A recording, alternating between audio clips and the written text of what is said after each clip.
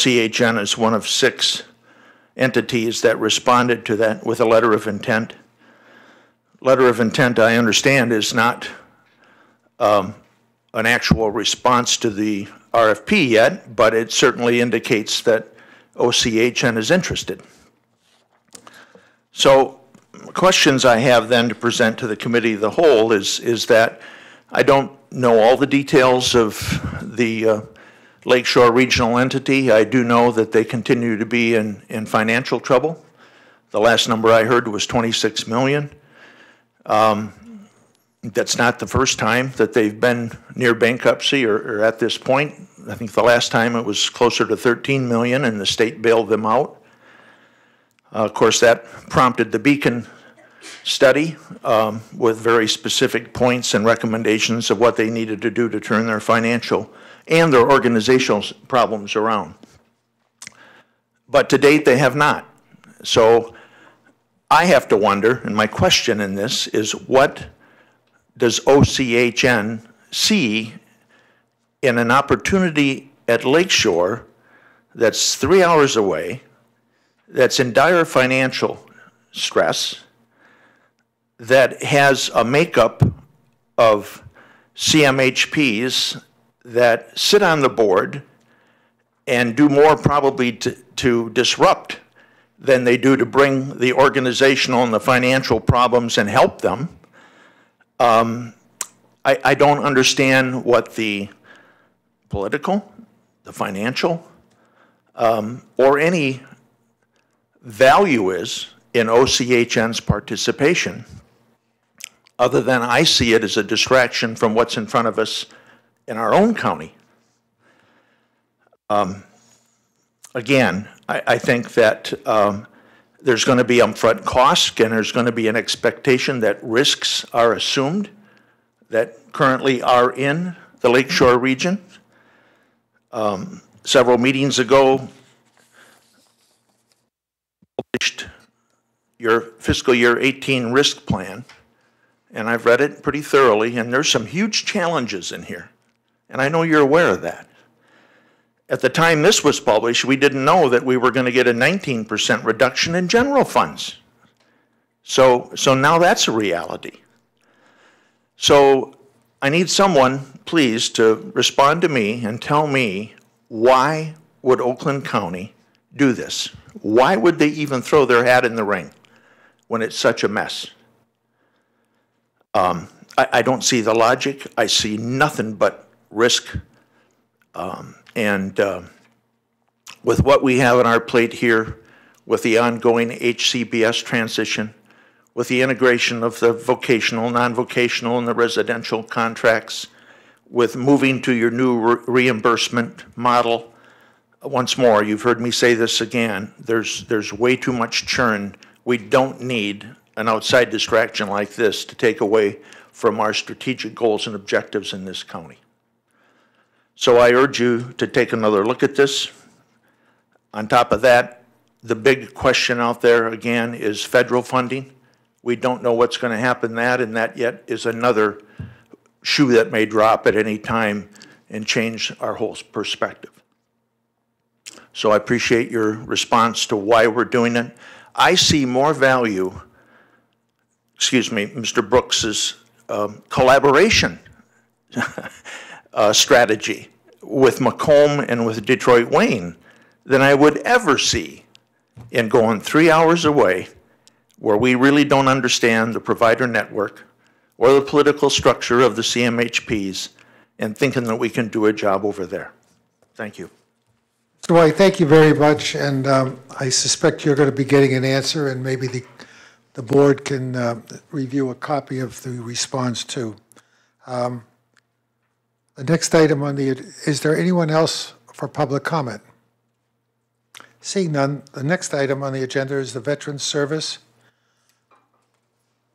report.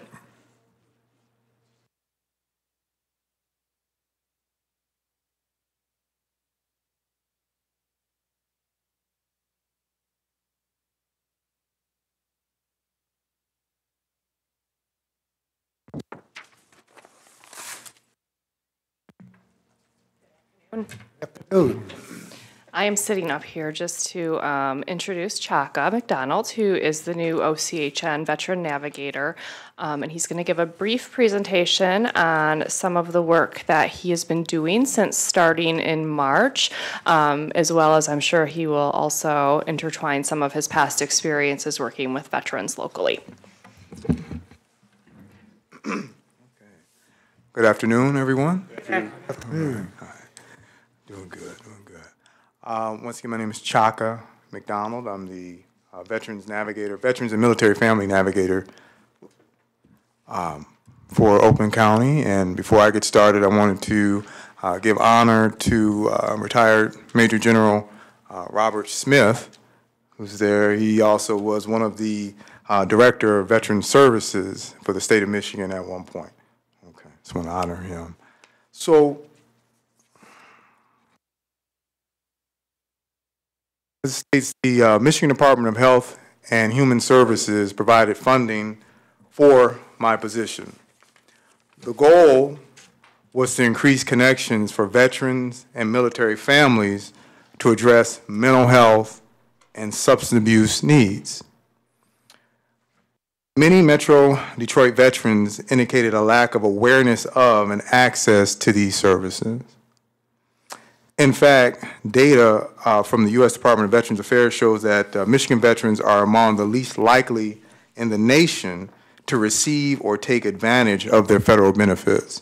And in my years of working in the veteran population, I've seen this. Either veterans coming from a correctional setting, not understanding that they still have their VA benefits, or veterans that were just, living, just operating, just going about their lives, not knowing they had access to VA benefits. Says in addition to difficulties navigating local and federal processes to access services and claim benefits, veterans noted concerns with logistical barriers. So I just spoke to a veteran just last week, and I asked him about was he registered with the VA. He stated that he was going through PTSD, symptomatic, types of symptoms. And I asked him, I said, "Are you registered with the VA? Can you get down there?" He said, "No, my car is not to a point where he can drive." He stayed out in Clarkston, and he didn't feel he can make the ride. So that is an ongoing issue with logistics and how we can meet that need out in the community with so many mental health providers out here. Many of our veterans should be able to get serviced here and then maybe do a continuation at the VA, but at least be serviced here in the county. And so with that, I made a connection with the VA and addressed that. And they stated that if a person does live 40 miles outside of the catchment area, that initially the person would have to make a contact at the VA, but then he or she could be seen in their community as long as they were 40 miles outside. So immediately saw that need and tried to address that with the VA.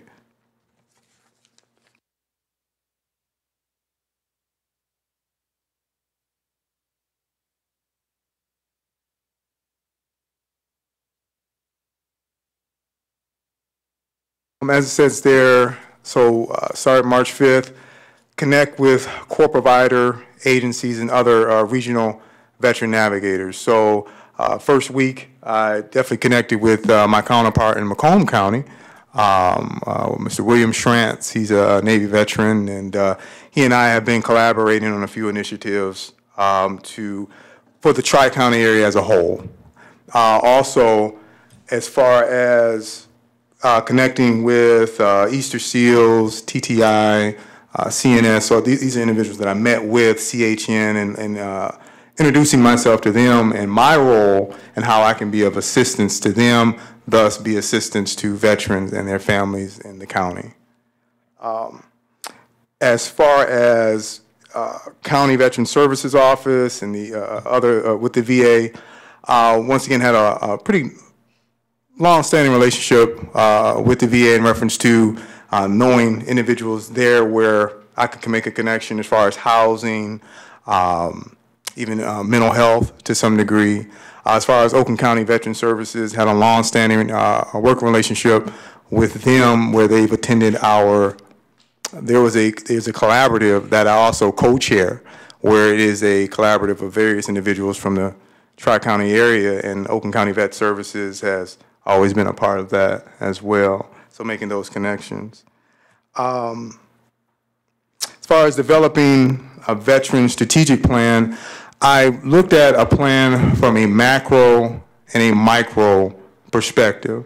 The macro being more of a referral system, having all the individual adult service providers talking, so to speak, with a referral network where they should be able to talk and refer at least to the veteran navigator, where I can refer on out. From a micro scale, being able to take that individual veteran that comes to my office and says he or she has this particular need, and referring them to the appropriate resources, which I have been doing. I've had some referrals. Veterans walk right down to my office, and did my best to try to help them, refer them to the best services for them.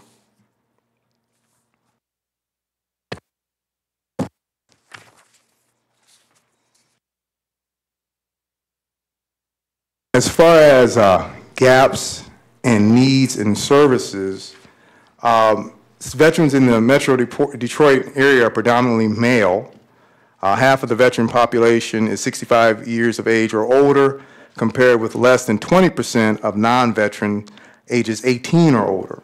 Veterans are more likely to have a disability compared to 29% of veterans may have a disability, compared with 17% of individuals that are non-veterans. So I saw that gap in services as far as veterans not getting the appropriate mental health or substance abuse treatment for them.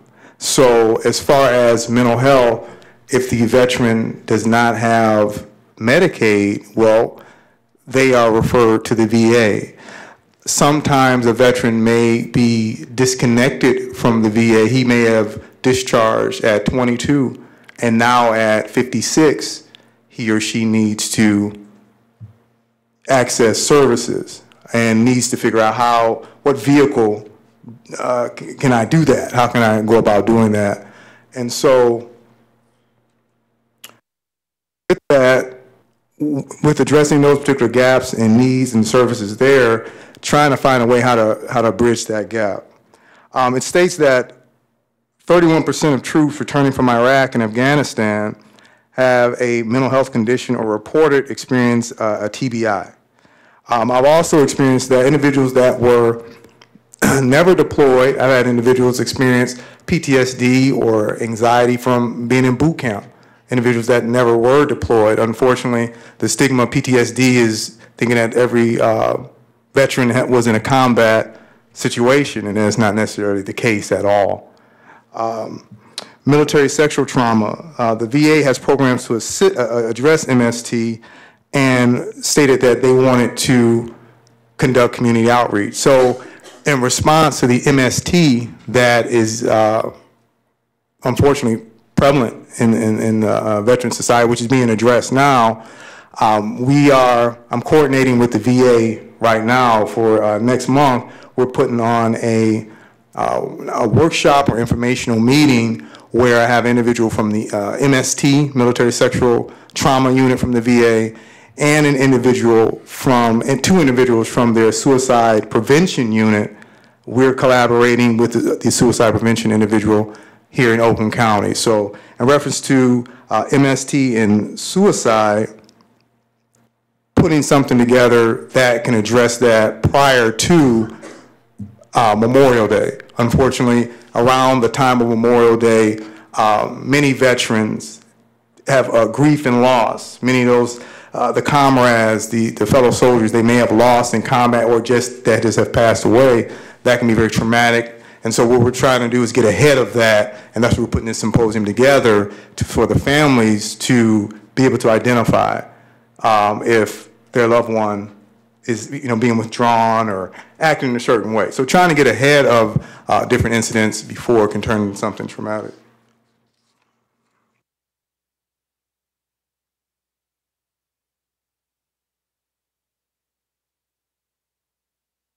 Many veterans do not qualify for Medicaid and are not registered with the VA. So with that, I would say my first week here, I saw that that was a big gap right there, and saw that funding was needed, additional funding from whatever sources. But that funding will be allocated for that particular veteran who he doesn't qualify for Medicaid or has to still go through that process. He hasn't registered with the VA, but he or she is still experiencing that mental health crisis. As I stated, I think in the previous slides, majority of our veterans in this Tri-County area now are 65 and older. They may be Vietnam veterans. So now what you're having, even with the Vietnam veteran population, many of them are having those flashbacks from 40 years ago, because many of them becoming empty nesters now. But those nightmares, those visions, those don't go away. So a lot of folks may think that it's more the Iraq, Afghanistan veterans that are experiencing trauma from anxiety or depression. No, but it's Vietnam era vets. So what I would think what would assist those veterans is a form of funding where they can have 2 to 3 visits in the community, mental health visits, as they're getting registered with the VA. The VA has stepped up their implementation of getting folks in, but it's still not, without its gaps. It still might be a month before that veteran sees someone. So I was thinking with that funding, that veteran can see someone here in the community as we're getting them processed through the VA, and then the VA can take over. So that's where that mindset came from. So increasing connections to other organizations serving veterans, once again partnering with Oakland County Veteran Services, the VJO, Veterans Justice Outreach. As I stated, I have a reentry background, so I had a lot of my veterans coming from the Department of Correction.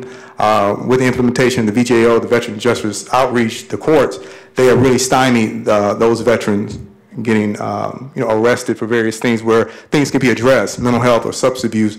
These things can be addressed at a court level and not get to the point where they're prosecuted.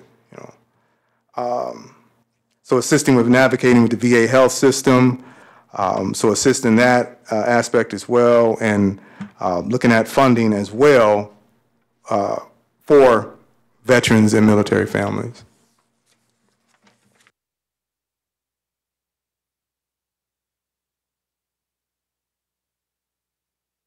Measurements, outcomes, and evaluations are to be developed as the strategic plan is finalized. So I kind of came into this understanding that the state wants to, how many veterans are in this area and how many are affected by either the abundance of services or the lack of services. So already coming in with that mind frame of being able to have goals, being able to have measurable numbers to produce, because we know they said it's over 750,000 veterans in the state of Michigan. So also in investing in and support peer-to-peer groups. So that's another mode as well. My previous employer, I worked in a psychosocial program where veterans were. It was a program where veterans were from the Iraq and Vietnam era came together for a life skills type of class. It was partly funded by the VA and it was held at JVS. I had a chance to work in that, and it was a peer support model. And with that peer support model, they had the medical side of that model, that we had a psychologist there that would meet with the veteran one-on-one. But you'll find in a veteran community, they like to talk to other veterans. Veterans understand other veterans, and that's why you have those peer support models being very successful, tied in also with a mental health component as well, and that's where the psychologists came in and also a partnership with the VA, the medications, the one-on-one with the therapist, but peer-to-peer support is huge. As far as getting trained in the STAR behavioral health, I've sat through one of their cohorts. Very enlightening. STAR Behavioral Health. They are actually veterans, and they teach individuals who are non-veterans about how veterans speak, what they do, what the methodology is, that why some veterans, when they come back, may not seem the same. So they kind of help weave the civilian population into why veterans may do or not do certain things or certain behaviors. So that's more of the STAR behavioral health model, and they conduct classes throughout the state of Michigan. Okay. As far as wraparound services, once again, I also saw that component, that my plan was, if I speak to a veteran, which I have since I've taken on this role, following up that same week. So I had a veteran that reached out and stated that he needed help. He was a special operations in the Navy. He stayed out in the Clarkson area. I referred him to Pontiac Vet Center because they work with combat veterans. Well, I followed up with him, exactly a week later on purpose to say, did you get that appointment? He was very appreciative of that. Now, that's not me patting myself on the back, but those wraparound services. So I looked at it as not just giving a person a 1-800 number, but following up. Did you get that care? Did you get those particular needs met? And now you have a veteran that's less likely to hurt themselves or someone else, or look at things from a hopeless aspect because someone cares. So I think wraparound is huge with assisting individuals from a mental health and substance abuse perspective.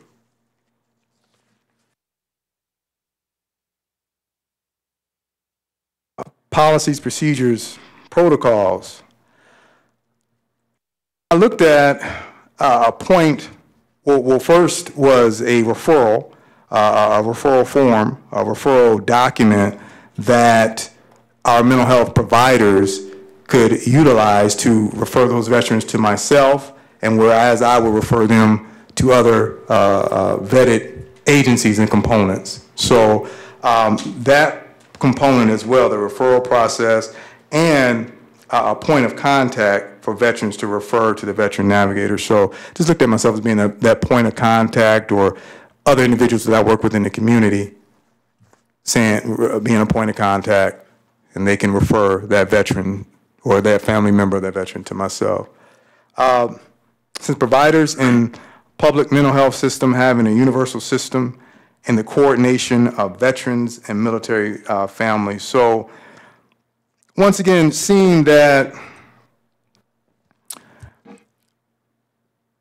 with technology and with the from the Google Drive to any other mechanism, that agencies can have a universal system. If we're looking at this from a CMH perspective, that it seems as though we may be able to implement a universal system that all our adult service providers can utilize, where that veteran is identified and he or she is getting additional supports that he or she may need along with their family members in order for this to be, extremely, successful for Oakland County and beyond as well. So definitely having a universal system in coordination of veterans and military families.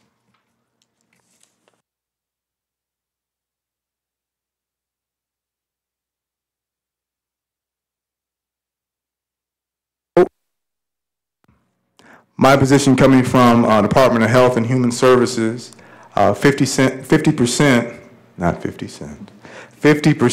of funding provided by mental health block grant, another 50% funded by the substance abuse block grant as well, substance use block grant rather. And so short and long term, I'm seeing that increased funding for veteran services in the realm of mental health and substance abuse. And I looked at even that funding. I met with an individual from Common Ground as well, and they stated that in their detox program that VA, the VA funding, insurance cannot be utilized there. So once again, looking in long term, if I have an individual that needs to be put in a short-term program, that funding can perhaps get him or her stabilized for 4 to 5 days as we get them plugged into the VA in a rapid type of system. Once again, that veteran it's going to be least likely to hurt themselves or others, especially when you're talking about substance abuse and detox and things like that. So, and just looking at various funding to assist in these endeavors. Okay.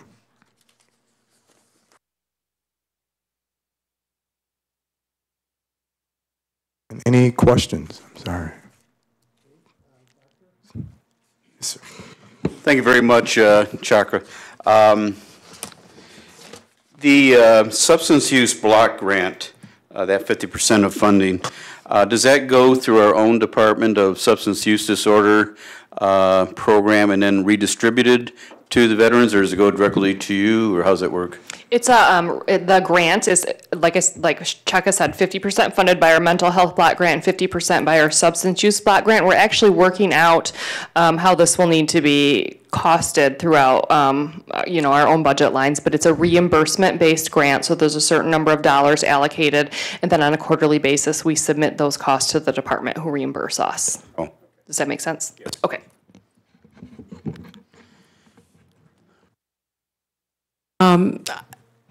You spoke of reaching out to veterans groups. I know my husband's a retired Marine, and he's affiliated with the Mumford Point Marines. Yes.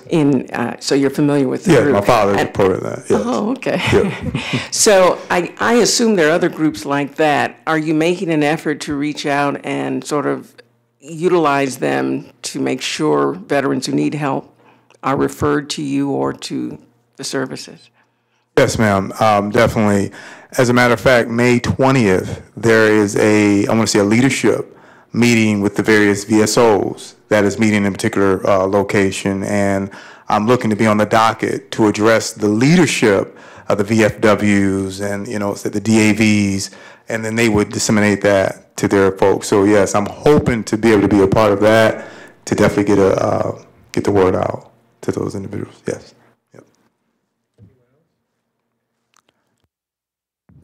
It's not a question, just a comment. I was thrilled when I heard that you got the position. I know how passionate you are about health and vets, so welcome aboard. Thank you, I appreciate it. Stigma for the vets coming to you? Do you find that they are reticent about coming and reaching out for help? Or do most vets, once they make that one phone call and there's somebody there to speak to them? I would say yes and no. With unfortunate military culture, a lot of it's been, deal with it, kind of, if you're fake, deal with it. So with some of the younger vets, it may be a little harder.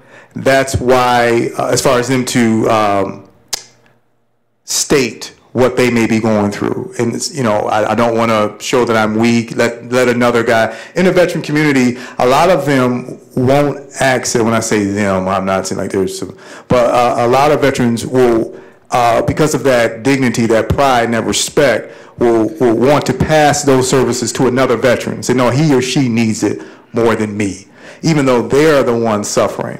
And so, to kind of get in front of that, I had unfortunately, I had a young veteran. He's 22 years old, just took his life a few weeks ago. I did 2 tours in Iraq. So to get in front of that reticence to not want to accept services, that's why I said, well, let's address suicide. Let's put something together where at least that veteran's family can take this information back home and help that younger veteran if he or she is displaying symptoms of, depression or anxiety. So with some of the younger vets, it's more so putting that information out there so they can have it, or their loved ones can say, we think we need to talk to you. So, and also social media is huge with the younger vets to get in front of, once again, going back to them wanting to stating that something is going on. So utilizing social media. I find with the older veterans, because a lot of veterans are getting older, they need that medical care. So that wall is kind of down at this point. Now I need some help. I need some medical help. Who can help me? So I find with the older veterans, they may be a little less resident to come and state something with the younger veterans, more so getting information out, and a friend or so or another person that served may address them with that. I think that the understanding that you have, because of your work in the community prior, is a real asset to making our veterans that do reach out for help feel more, you making that phone call, checking up, you understanding the mentality of what's going on in this area. So I'm very excited that Oakland County now has you working in this position. I appreciate it. I hope to do some good. I hope to implement some change and help veterans like my father and my uncles and others that have served, your husband. That's the goal, to implement change, to implement support network. So definitely, thank you. Thank you very much. I just want to add that I salute you for all the work that you're doing in this very important field, and I want to thank both of you for your service to our country. Thank you. Next item on our agenda is Population Health Management Report by Dr. Lawson.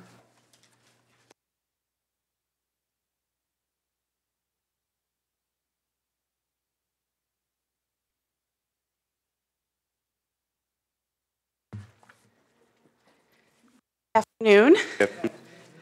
That is a tough act to follow, so I will do my best not to bore anyone this afternoon. I get to talk to you about population health management, which I have been in front of the board a couple of times before. And before I got rolling on what's new and exciting in population health management, I just wanted to give a quick recap of some of the other items that we had discussed previously. A main theme that you'll see through here today is the term PROACT.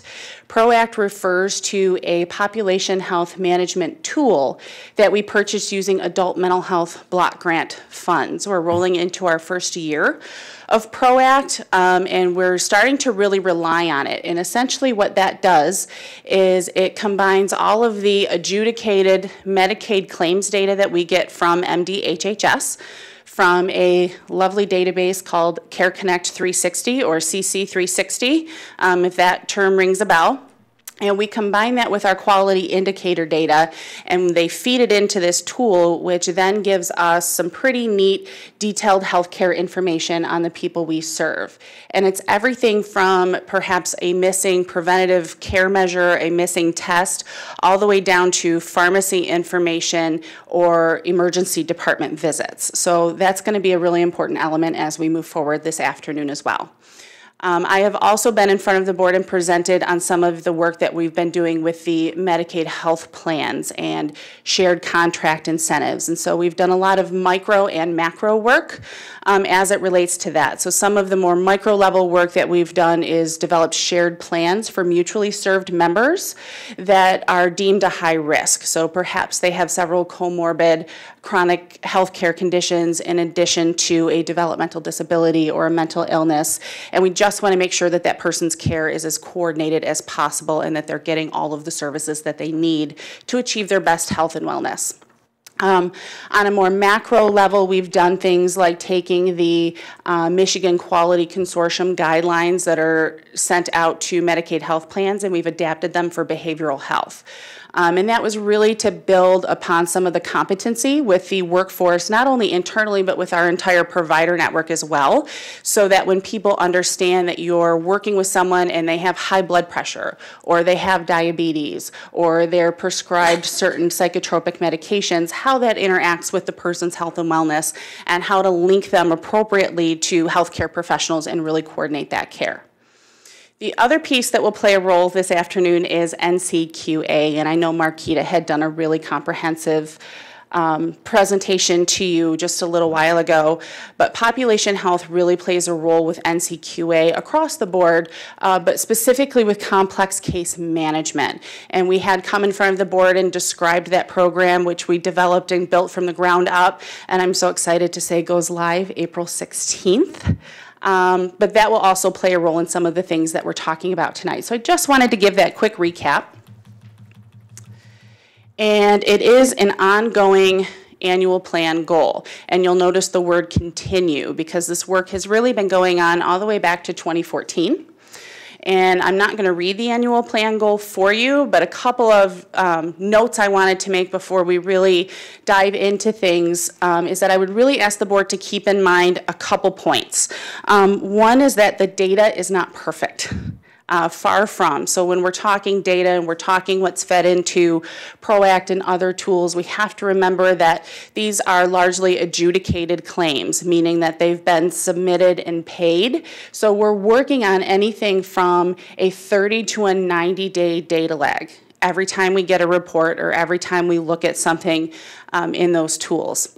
And so we really don't get any real-time data out of anything that's outside of our own network or outside of the system that we could access to operate. This is also notable with the data is not perfect in that this is only Medicare data that we have access to. So the individuals that we serve that are dually eligible for Medicare as well as Medicaid, we have no health care data for them. So a lot of times it'll flag a false positive or it will look like someone's missing something when really they're not. It's because that benefit was covered under their Medicare health insurance plan. And the last thing I want you to remember, there are several moving pieces to all of this. I'll reference this a couple times as we go through tonight, but there are a lot of different puzzle pieces that we try to fit together, and sometimes we have to shift or we might delay things. Really, the impetus behind that is we really don't want to overwhelm the people we serve with all of these initiatives. We don't want to overwhelm our provider network, and we don't want to overwhelm ourselves as we endeavor into health and wellness. This is the first objective in the current annual plan goal. And this is the one that really began back in 2014 when we first got those adult mental health block grant dollars. We worked very closely with OCHN, with the health division, with the nurses throughout our network to develop some basic training curriculum because the idea of serving the whole person or having a conversation with someone about their health care needs, particularly physical health care needs, was a bit uncomfortable and somewhat new to a lot of people throughout our network. And we wanted to demystify some of that. We really wanted to improve the competence, but at the same time make sure people were operating within scope and we weren't offering medical advice or things like that. We have done a lot of work and made a lot of progress in this area, particularly in terms of becoming more data-driven. And so the report that you see before you is the primary report we use to drive training curriculum throughout our network. So to explain it, the first line I'd like you to look at is actually the second line that says no chronic comorbidity. This report actually predicts risk of hospitalization for anyone we serve for any reason. So it could be a psychiatric or it could be a physical hospitalization.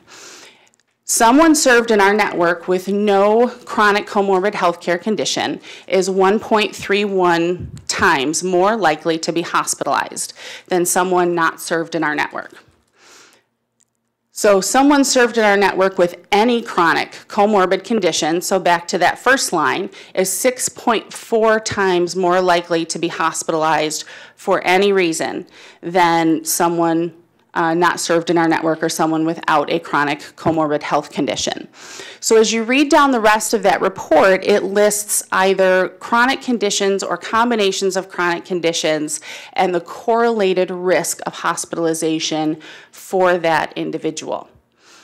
What we do with this report is there is a detail level to it. So we receive it on a quarterly basis. We share with our provider network the details so they know of everyone they serve down to the individual's name and what their risk for hospitalization is so that our provider network can make sure that they're reaching out to those individuals and making sure that they have all of the primary specialty care, coordinated care that they may need. The other thing that we do is we check that main list for any healthcare condition that hadn't posed a higher risk to the people that we served before. And if there's anything new on there, we have 2 nurse case managers that develop a training curriculum for our core provider network, just so that the people working with the people that we serve can really familiarize themselves with chronic healthcare conditions that put people at risk and ensure that they're really coordinating care in the best possible way. And this is just a screenshot of some of the curriculum that are available to our providers online. We also develop PowerPoints that we share with all of the core providers too. Some prefer to train in person. Some prefer that their staff just have access to these things online to kind of train as they go. So I'm going to pause right there. That is objective 1, and just wondering if there's any questions related to objective 1 before we move into objective 2. See any, Okay. at least from the board. Moving along to objective 2, access to care has really been an ongoing concern and something that we have paid increasingly ongoing attention to as we've moved into being more conscientious of someone's total health and wellness. So some of the common barriers that the people we serve face in terms of accessing care really haven't changed. One of the biggest ones is finding a primary care physician that accepts new patients with Medicaid. 2, finding that physician that's accepting new patients with Medicaid that's in a relatively close proximity to where the person lives. I could say the same for specialty providers that accept Medicaid or that are within a close distance to a person's home. And transportation is just an ongoing continued barrier. Now, Medicaid health plans certainly do provide transportation, but there are some pretty significant and detailed barriers that can almost be its own presentation that go into some of that. In order to ensure that the people we serve are getting access to the care and the services that they need, we have a series of reports and dashboards. And what you see before you right now is what we lovingly refer to as the PCP report. And this comes straight out of that PROACT tool, and it shows us the person's last date of a primary care visit. And so it's blank because there was just a little too much identifying information for me to actually show you an actual example of the report. But we also receive this quarterly, and we disseminate this out through the provider network so that the providers know who is maybe upcoming for a primary care visit or who they're serving that doesn't have a primary care doctor or hasn't seen them in the last 12 months. We have also rolled this into an incentive into our service models. We have a PIHP contract requirement that says that 100% of the people that we serve either have had a primary care visit or a basic health care screening from the PIHP. And that basic health care screening includes BMI, blood pressure, and a diabetes screen, or the HbA1c, which is a lab. It's a blood glucose test. And so to make sure that we were really making strides and gains beyond just looking and offering someone an appointment or working through them to gain a primary care physician, to make sure that basic health screening was done too, we added it as a contract incentive to the service models. So what we have done is added a dashboard, which is what you see before you, for all of our adult providers to use. And the green is the expectation to achieve the incentive. The purplish blue you see is where that particular provider was at the close of Q1 of this fiscal year. In addition to being able to track where they're at in terms of earning their incentive or not, the dashboard also allows for a drill down. And that goes down to the individual's name, that lists when the person last had their vitals done or that basic health screening done, as well as when they had their last primary care visit. And again, that's really just to assist the provider in knowing who to reach out to and offer those services to and really engage in that type of conversation.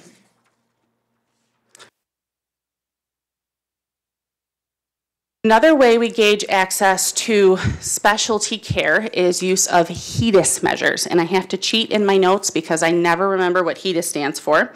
Healthcare Effectiveness Data and Information Set, which is essentially the gold standard information set that's been used by physical healthcare providers for years and years and years.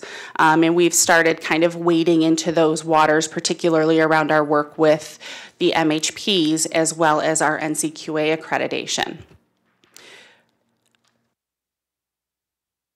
For These particular HEDIS measures we chose for NCQA, as well as to reflect some of the work that we're doing with the Medicaid health plans, so kind of back to those multi-moving pieces. For NCQA accreditation, we were required to choose a series of HEDIS measures that we would take a baseline on and develop some type of quality improvement process to improve where we stand with those missing HEDIS measures. And when I say a missing HEDIS measure, you can read a couple of them. So it's, are we taking adult BMI? For individuals that are over 18 and diagnosed with bipolar disorder or schizophrenia, are we doing a blood glucose screening for diabetes when those individuals are prescribed an antipsychotic medication? Oftentimes those medications lead to other healthcare complications such as diabetes. What we did with this is we chose those HEDIS measures for NCQA in collaboration with the core provider network. But we were also at the time being asked by MDHHS to cast a wider net than shared care plans for only high-risk individuals that we mutually serve. So part of our FY18 contract with the department was to develop some type of protocol that would have a wider impact and a positive effect on more people served between both the PHPs and the MHPs.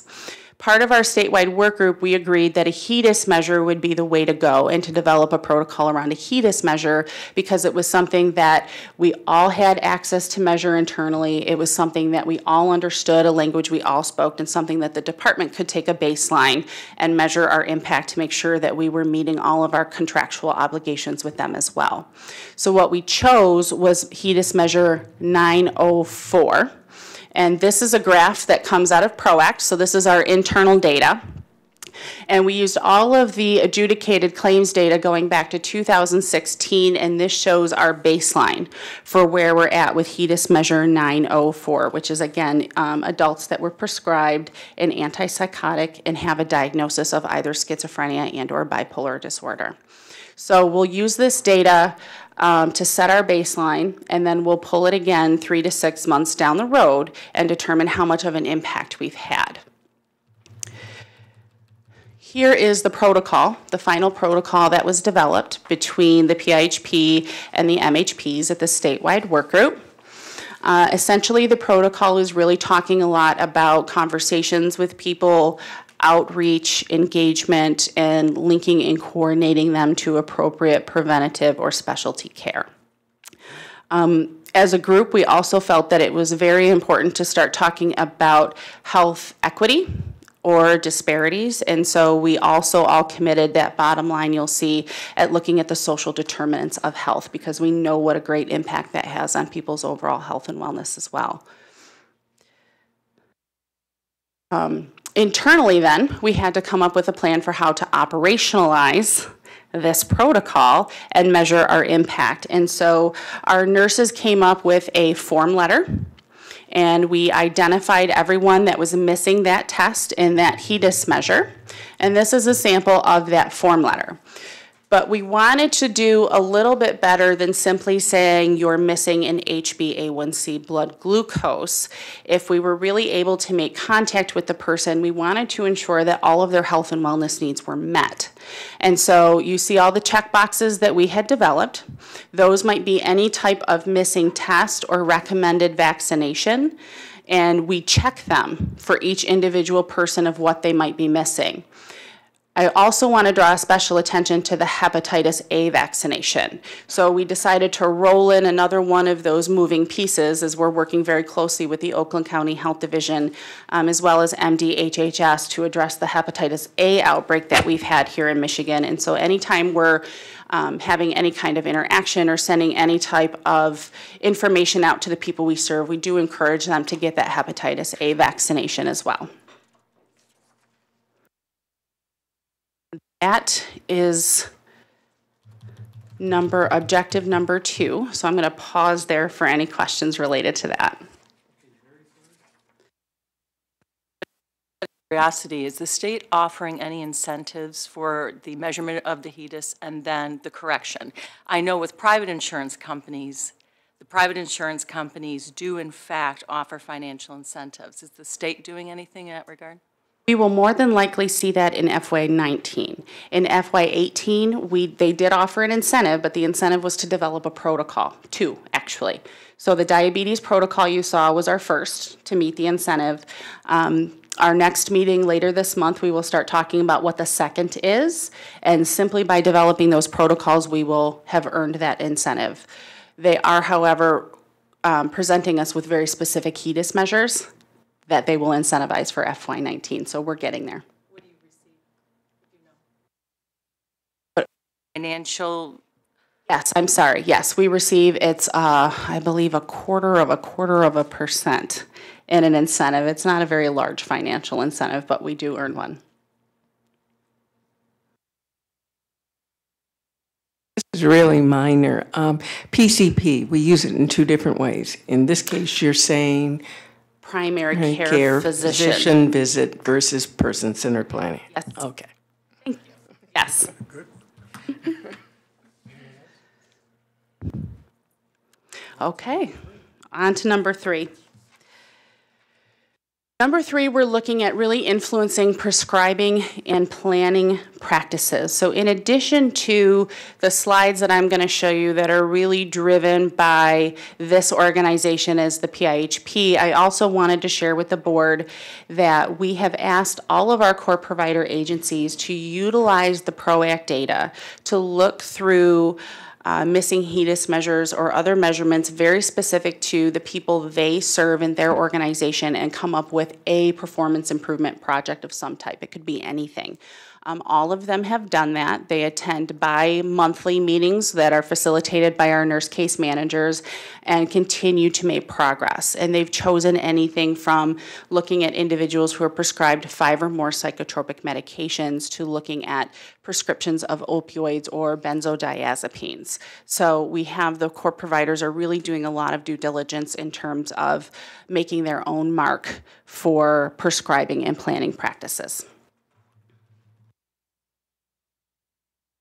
So this should look familiar. It's another list of HEDIS measures that we're pulling out of PROACT. And this is what our SUD S&T has chosen to work toward with NCQA with the SUD provider network. And you'll notice it's mostly all around opioids and opioid prescribing. And so what this allows for is even if it's not the provider, obviously, that's prescribing those opioids, they can, with appropriate consents and releases, reach out to the people who are prescribing those opioids and asking all pertinent questions and making sure that if it's a pain management type situation that the doctor's aware that the person's in services and really kind of coordinate that care to make sure that that person is really receiving the best coordinated care that they can. So here is another screenshot that's just our baseline, and that's around opioid prescriptions for 60 days. So you can see the trends up and down, and that's a baseline measurement that then we will work toward for NCQA for improvement purposes. And in terms of planning, this is a individualized health profile that is contained in the PROACT tool. And if you were to click on each one of those buttons, you would see a really comprehensive data set related to each one of those titles. One of the things very early on we recognized is that the nature of the PROACT tool we had to purchase licenses for, and those licenses are not inexpensive. And so unfortunately, we could not afford one for every single person out in our network. So what we did instead is we worked very closely with the purveyor of the tool, who is Relias Learning, and our purveyor or software developer of Odin, PCE. And they developed what's called an API key, which essentially just develops a portal between this document and ODIN, so that every single supports coordinator, case manager, therapist, anyone with access to an individual's record in ODIN can also access all of this healthcare information, with the intent being it's really surrounding informing the conversation for the person-centered planning process, developing healthcare goals, talking about ED visits, can we get out and get you preventative care or offer an alternative to using the emergency department.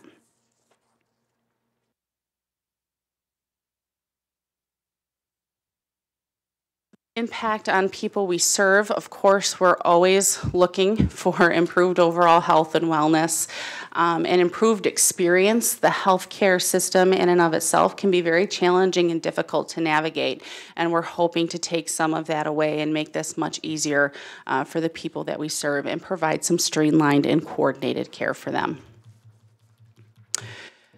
Measurements, outcomes, and evaluations. You've seen some of the reports, the dashboards, the various HEDIS measures that we use to continue our work toward population health.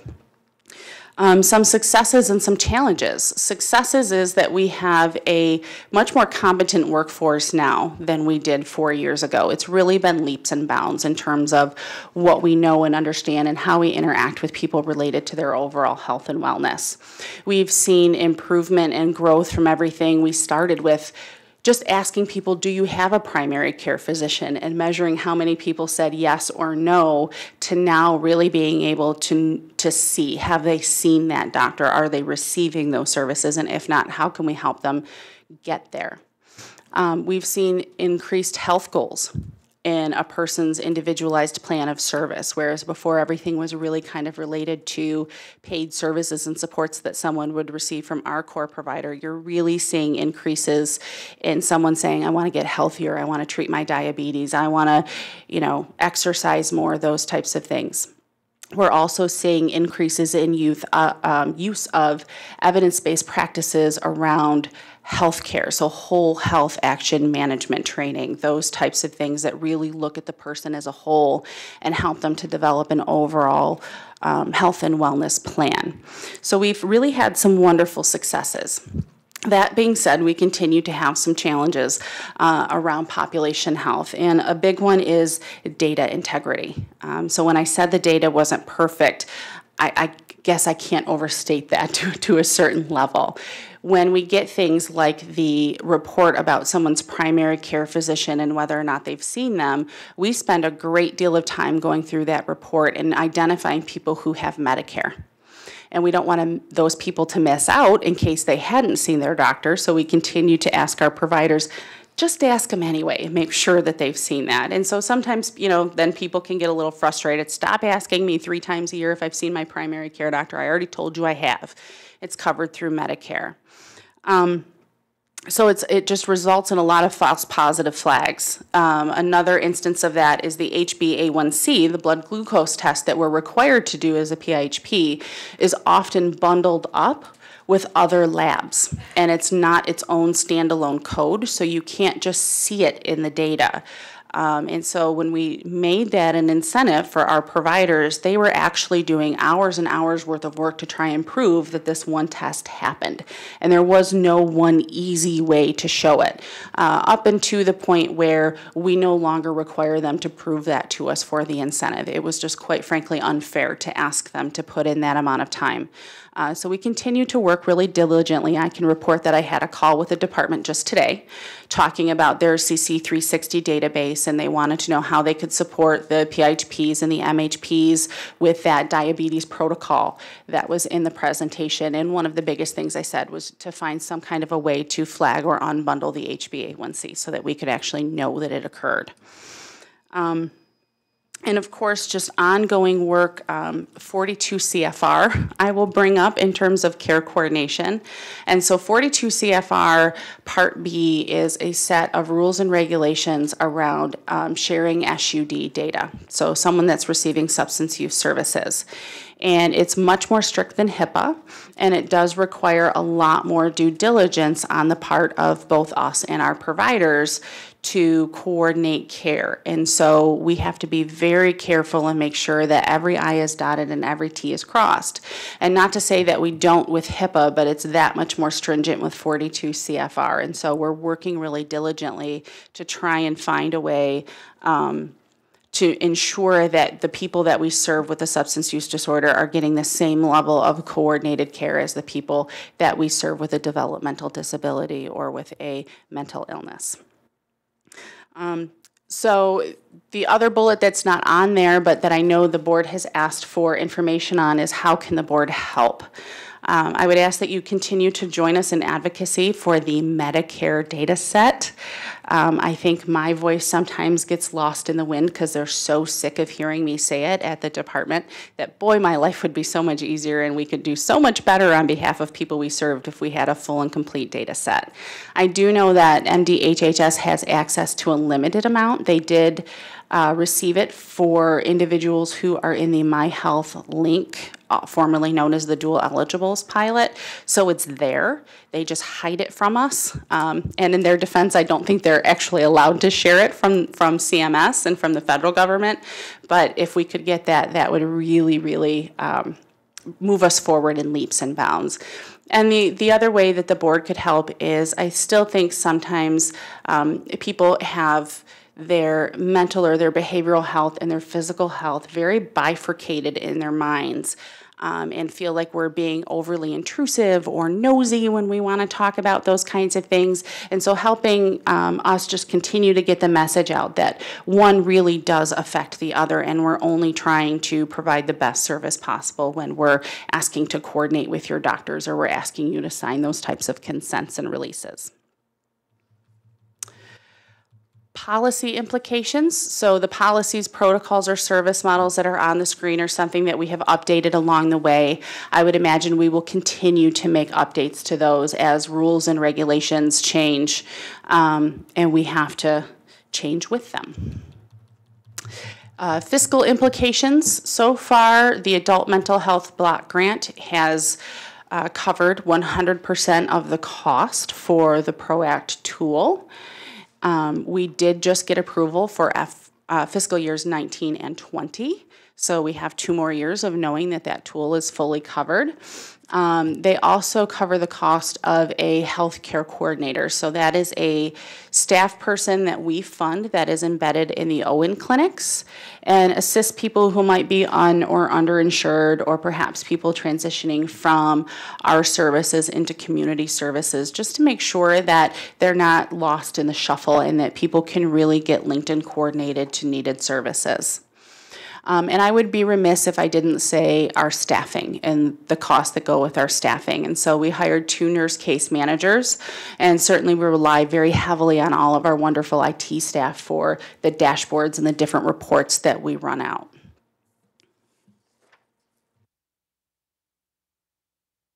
That, I'm done unless there's questions.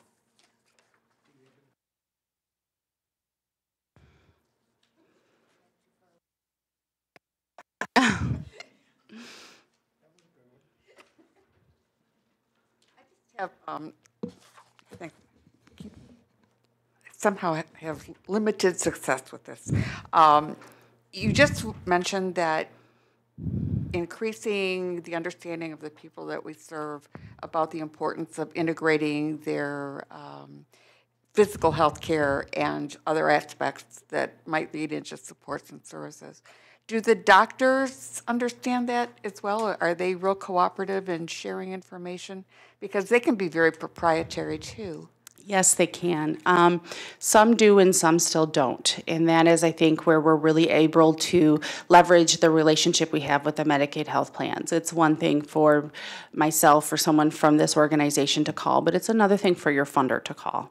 And so when we're really having a difficult time and we have things that concern us in regard to, you know, perhaps a neurologist is prescribing benzodiazepines or another antipsychotic information, and we have a psychiatrist in our network, and this doctor in the community won't talk to the other one, having the health plan intervene and really help us in that regard has proven somewhat effective. So that's been your mechanism for the most success so far? So far, yes. Is there more that can be done to encourage that willingness to support the individual in a 360 kind of way? Is there anything more we as board members can do that way too? I mean, we can talk to our folks, but we don't all have access to, the medical aspect of it. Yeah, and I think that a lot of times that's where it starts. But I've even had conversations with my own primary healthcare physician to say, "Oh, you gave me this paperwork, and it says that you're a medical health home, and do you send my records to my other specialist and have you talk to them and, kind of put them on the hot seat a little bit and find out where they're coming from and then try to engage in a conversation." Sometimes I think that's some of the most powerful conversations and some of the best change we can find too. That's been a personal experience when my daughter was receiving her physical health care. It was covered by Medicare, but there were lots of signs saying this is your health home and all that other kind of thing. And having that conversation about what did that really mean and where did that information go was kind of enlightening to me at the time, because it was more silo-based than it was shared, kind of information. So I can see that that's still maybe a hurdle. Yes, and I think the farther we get in terms of the health information, the HIEs, and really pushing digital information out to share. Right now we call them the ADTs, so the admissions, the discharges, and the transfers. And so we belong to a statewide health information exchange, or an HIE, called MyHIN, which I can't tell you what MyHIN stands for, sorry. But whenever someone that we serve is admitted, discharged, or transferred between hospitals that also participate with MyHIN, we do receive a digital notice in OCHN, alerting us that this person has been in the hospital. And so that alone has proven very helpful. And I really think that as that continues to grow and expand and we get access to things like labs, detailed notes, those kinds of things from other doctors, perhaps that's part of that solution too. Because I know a lot of times it's just that the doctor is so busy and so booked up that to make those phone calls and do those things, there is no code. They don't get billed. They don't get paid for that type of activity either.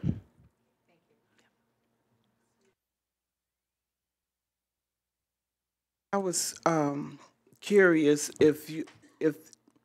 let me put it this way. Is there an increased amount of time for case managers, nurses, to do the extra work that's required for this? And if it is, has that been tracked? I'm not aware of any type of time study. As far as an increased amount of time, it's a matter of maybe a click and a 2-minute read in OCHN for the integrated health profile. And then I guess I would make the argument that case managers and supports coordinators should have really been doing due diligence for healthcare coordination all along. So I've not been made aware of any undue time constraints on anyone or any time study that a provider's conducted. Would it show if it was an increase in time required by the case managers and support coordinators? We might show it in terms of the claims data that we can collect, and I can tell you that we have not seen any increased amount of claims for case managers or supports coordinators since we've started a lot of these initiatives. Yep. Lawson, on your slide, population health management, and throughout your report, there's mention of use of opioids in absence of a diagnosis supporting the chronic use. So are we talking about people who are using opioids without proper authorization? Are they abusing? Are they being diagnosed with something else that is not relevant to what their condition is? I'm a little bit confused as to what population we're talking about. Sure. So typically, individuals that would be flagged in that particular HEDIS measure have some type of adjudicated claim, because that's all we can go off. So we see that they have filled some type of prescription for an opioid based on their Medicaid insurance. But it would be in the absence of a diagnosis where someone would typically be prescribed opioids for that length of time. So you see the 30 and the 60 day. So you're talking typically things like terminal cancer, that someone might be prescribed an opioid for that length of time. If they had one surgery or a diagnosis that reflected that, say a knee surgery or something like that, and they were prescribed opiates for 90 days for that, that would be a flag. So it's just outside a qualifying diagnosis for what that drug is typically prescribed for. So those flags don't necessarily say something is wrong or bad. It just says that it's outside of typical or best practice and perhaps warrants a second look. Yep. Question, that MIHN? Yes. Michigan Information Health Network? Health Information Network, yes, you're right. Yep, 200. Right. Thank you very much. Yes. Thank you very much for your report. Thank you.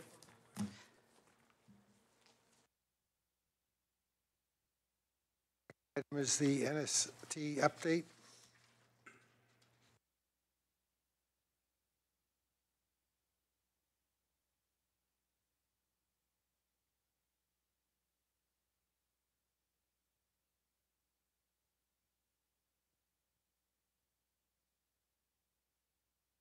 Good afternoon, everyone. I feel like it's been a bit of time since I've presented. Today, I also have Megan Phillips, our Access Supervisor, with me, and we're going to give an update on our Sober Support Unit, or what I started to call when we first began discussing this, is social detox. Take it away at this point? Yes. All right, good afternoon. Thank you for having us today.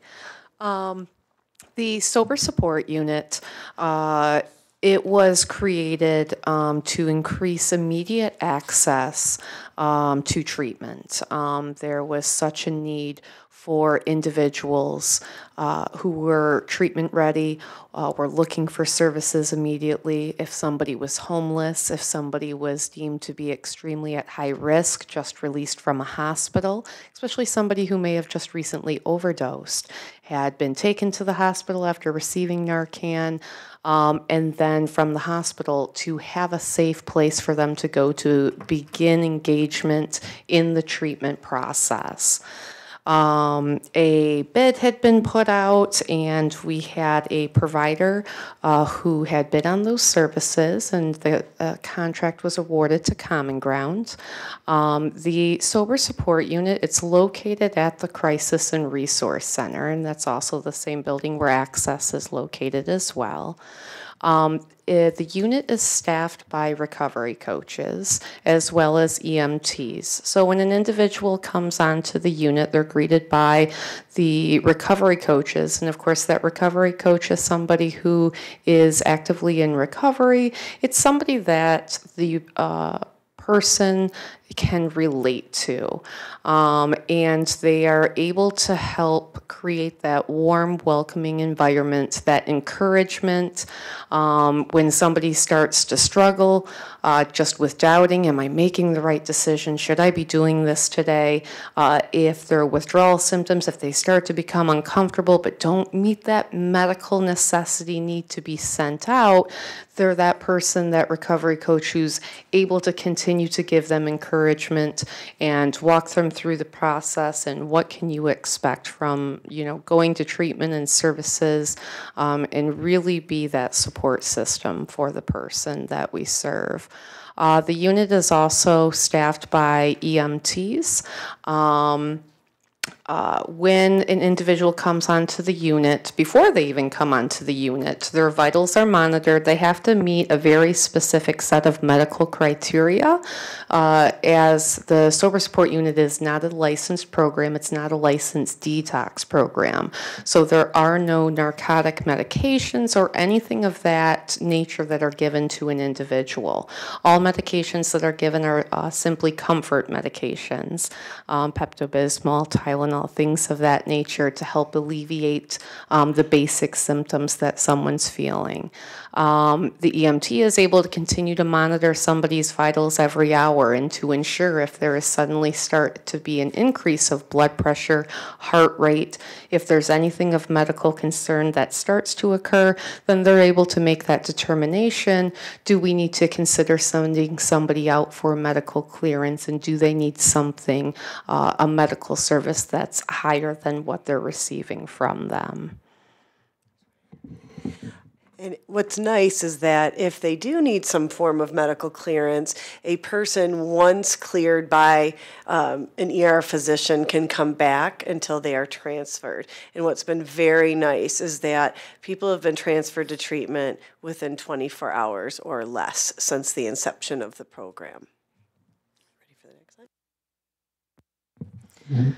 So the impact of the sober support unit on the people we serve, it provides 24-hour access to services for individuals, and that is also on the weekends and holidays. So that's very imperative for somebody who is treatment ready, and it can happen at 2 in the morning after they have overdosed and they have been Narcaned, they've been taken to the hospital to continue to be monitored, and then if they're released and discharged from the hospital and they are saying, I want help, I need help right now, this is a unit they are able to go to at 2 in the morning. It's a unit that on Christmas Day, New Year's Day, 24 hours a day, it doesn't matter the time or the day that it is, somebody's able, when they are ready, we are able to service them and begin to engage them in the recovery process by them coming into the unit. So the process flow during weekday admissions, when it's Monday and through Friday, when access is open, individuals can continue to come in and be seen as a walk-in client by access. And when we screen an individual, we are always looking for is somebody appropriate for the sober support unit. So on the access side, we are making referrals over to the sober support. And then after hours, when it's after 5 o'clock, they are able to come into the Crisis and Resource Center.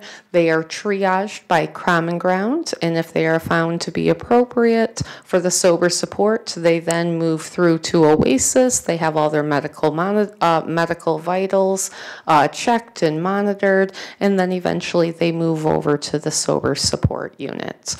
During the weekday, if somebody comes in, let's say at 11 o'clock at night, when access comes in the next morning at 8 a.m., we then have a referral with all of the pertinent information with the behavioral consent form, or as we call it, the release of information waiting for us. And we go over, we screen the individual, and we have them placed in treatment within 24 hours. Typically, it's that day. So when we screen someone at 8:30 in the morning, typically one of our providers is picking them up by 1 o'clock that afternoon. During the weekend admissions or the holidays when we're closed, when an individual comes in after hours on a Friday or Saturday, they are screened by, they are triaged again by the Common Ground unit, and then one of our providers, we have 1 detox provider and 3 residential providers, will come pick them up on the weekend.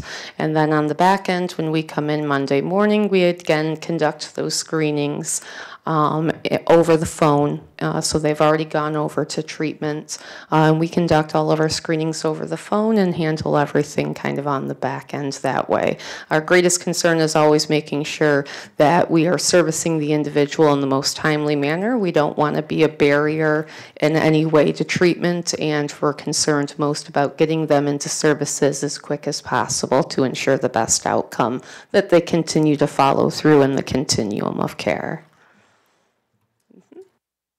In terms of demographics, So the total amount of individuals that we have served, the total that's listed there is 201. It is actually 256. But the reason why this slide is 201, we had asked Common Ground to collect some data after the unit had started. And so the number that was available at that time was only 201. So in terms of referral source, most are seen as a walk-in. They come in, and they could be coming into Common Ground for a variety of different reasons. Some individuals might say, I'm in crisis right now, I've been out of medication, I need some help, I'm drinking.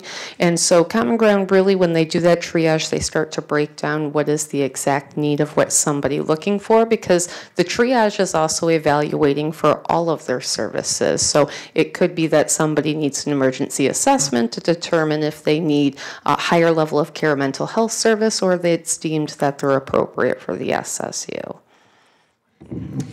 I think it's important to note, if you look at how many came through OASIS stating they were in crisis for mental health reasons, which really led to the crisis was the fact that they were in active withdrawal and really needing treatment, is really only 6. If you look at the true walk-ins, which is 166, those are individuals that walked in saying, I need substance use treatment and I would like it right now. We thought that actually was going to be a bit different. We thought, because of past reports, that people were coming into OASIS, stating they were suicidal, yet it tended to be more because of their substance use. That was anecdotally reported to us, and we're finding with the data that is actually a very low number, and people are actually coming in and specifically asking either for the sober support unit now, because we're trying very hard to provide presentations in the community and really get the word out there, or they were just simply coming in and saying, I need help. That's important to us because it knows that we really are fulfilling a gap that was there by having this 24-hour service.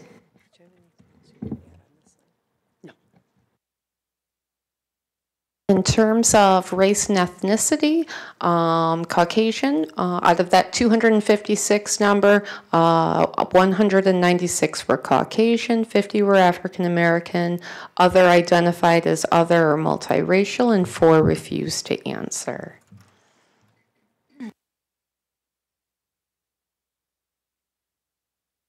In terms of age, at the time of service, 48% of the individuals served fell between 26 to 39 years old, and the second highest age group was 40-year-olds to 59-year-olds, and they made up 36% of the individuals.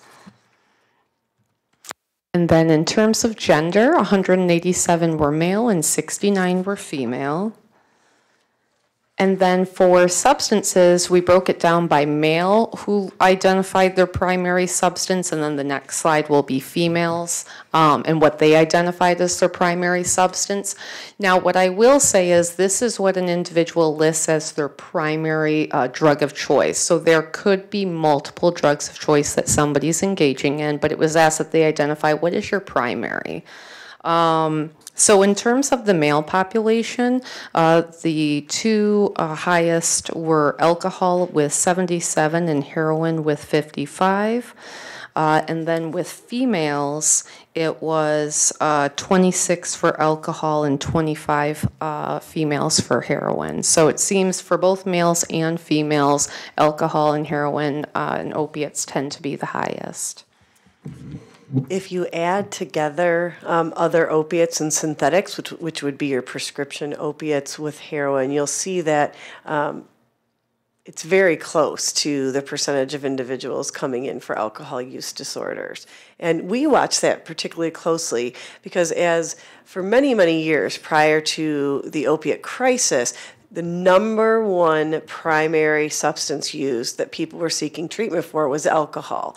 And beginning in 2008, I started to see an increase in first the prescription opiates and then in heroin. And prescription opiates and heroin have been the #1 reason people have sought services. And I find this interesting because we're seeing a higher admission for alcohol right now as well. Together, they're about 50-50, though.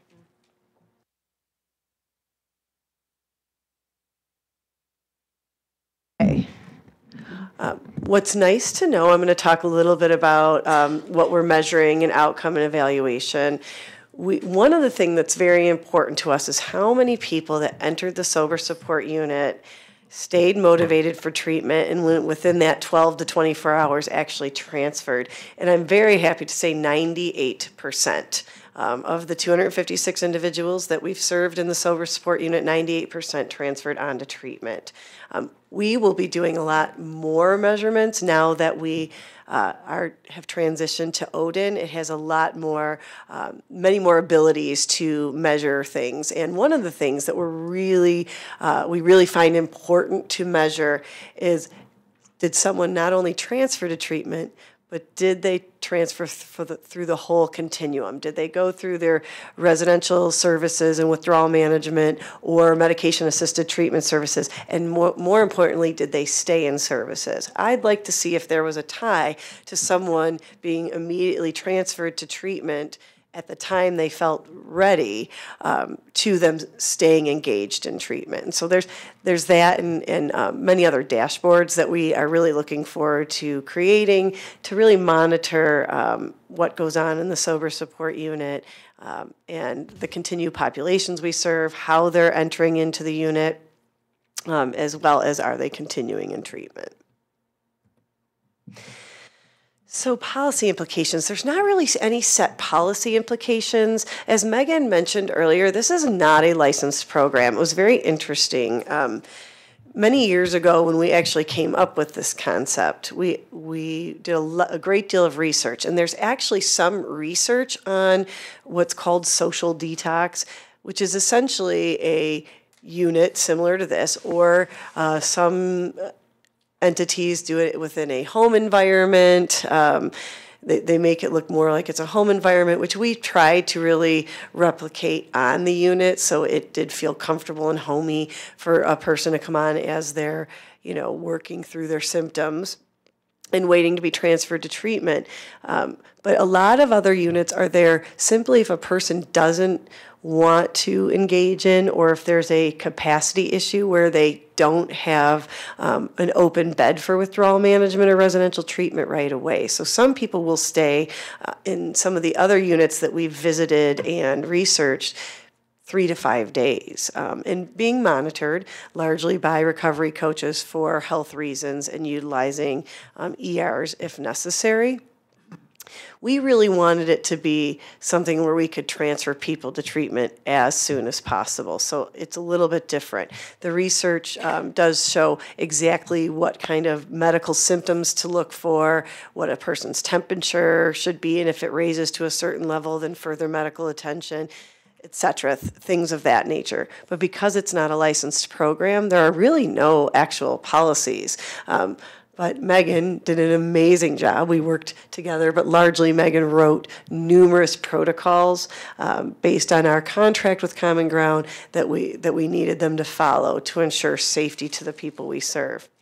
We did consult with licensing, the Licensing and Regulatory Affairs in Lansing, and their answer to us was, this is not a licensed program, so it is not monitored by there. So we are just really focusing on the best practices that were established in the research that we found on this type of service. So there was really no policy changes required, simply protocols for Common Ground to follow to ensure safety.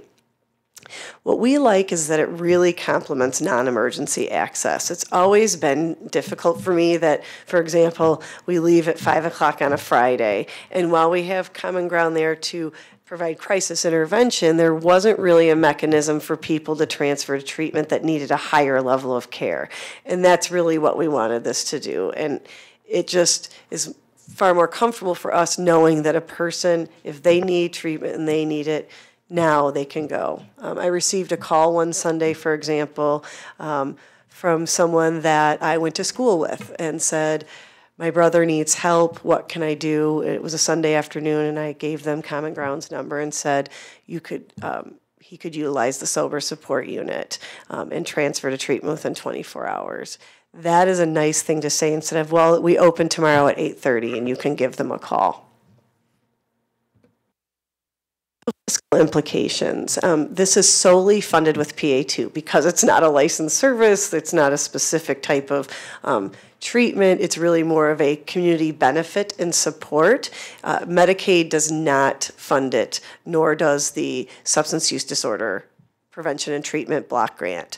So we are using PA2. This was discussed first before we transitioned over to OCHN with our Substance Use Advisory Board, and then brought up again in our Oversight Policy Board to ensure that we had support for utilizing PA2 funds. It was overwhelmingly supported because I don't think anyone can argue that transferring people to treatment. The initial budget submitted to us was about $589,000 annually. At this point, we're projected to be about $532,000. We receive regular installments of PA2, as you all well know, because that's discussed during our financial reports, and we are well able to support this unit with the PA2 funds. Any questions? I'm curious, what, if a person comes in to the sober support unit, what would prevent them from being able to access treatment there if they came in or called saying that they wanted treatment? Really, most people, and I'll let Megan if I don't answer it fully, a prime example would be someone who was very actively suicidal and needed a more restrictive environment. This is not a locked unit. People may come and go as of their own free will. And so if someone was a complete danger to themselves, they'd be more appropriate to be on the OASIS unit and assessed and transferred for psychiatric hospitalization first. Other than that, unless the symptoms were very, very severe, what they would do is have them go to the ER to be medically cleared. They don't want someone overdosing on the unit. They want to make sure people are safe and medically cleared, but they would always be welcome back to the unit. So it would be if the emergency medical technicians were very, very concerned based on their blood pressure, their temperature, that maybe that they were very close to potentially having seizures due to their withdrawal, they may have them go be medically cleared first. Is there anything? That's really it. We even have a protocol for pregnant women. That is for Megan and I to be called so we can get them in treatment immediately at our women's specialty programs who are well equipped to treat individuals with that are pregnant and, for example, injecting drugs. Does insurance prohibit people from getting treatment, either no Medicaid or private insurance? That's a great question, Melkai. I feel bad because I'm not seeing the side of the room as well, and I don't want to ignore everyone over. That's a great question. No, not at all. This is a community benefit. There's actually a protocol that Megan wrote for if someone comes in and has private insurance to assist that individual with navigating their benefits. The other thing is recently we were approached by Harbor Oaks Hospital, who has a substance use disorder unit for private insurance only, and they had offered that they will actually provide transportation like the publicly funded substance use providers do as well. So if someone wishes to seek services for residential treatment and withdrawal management and they have private insurance, they can be offered to contact Harbor Oaks as well, or any of the other providers that carry their insurance or on panel. Maximum census on this unit? Great question. This unit itself has 10 beds, but we also have another provider who will be at the ready to take overflow beds should that be needed. There are several law enforcement entities that are engaging in assistance programs related to substance use disorder services. There's Hope Not Handcuffs, which is one program through Families Against Narcotics. We have approximately 12 police departments that have signed on to doing that. That's very recent, but we are ready for the increase, and we see it steadily increasing. Megan mentioned there were 12 individuals that were served this weekend alone and transferred onto treatment. So I knew the whole, if we build it, they will come.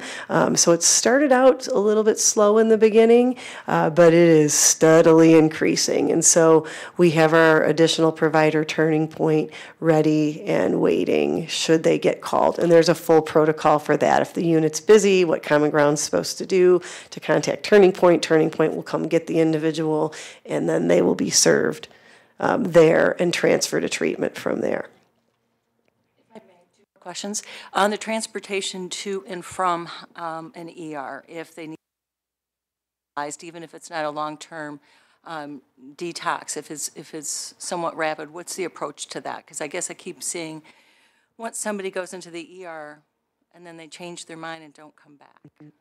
It's at this point people have returned, and they've only had a few individuals that they felt needed to be medically cleared. And I think one of the reasons for that is when you have the emergency medical technicians, which is a little bit different than most processes in other programs that we visited, they were all solely supported by recovery coaches only.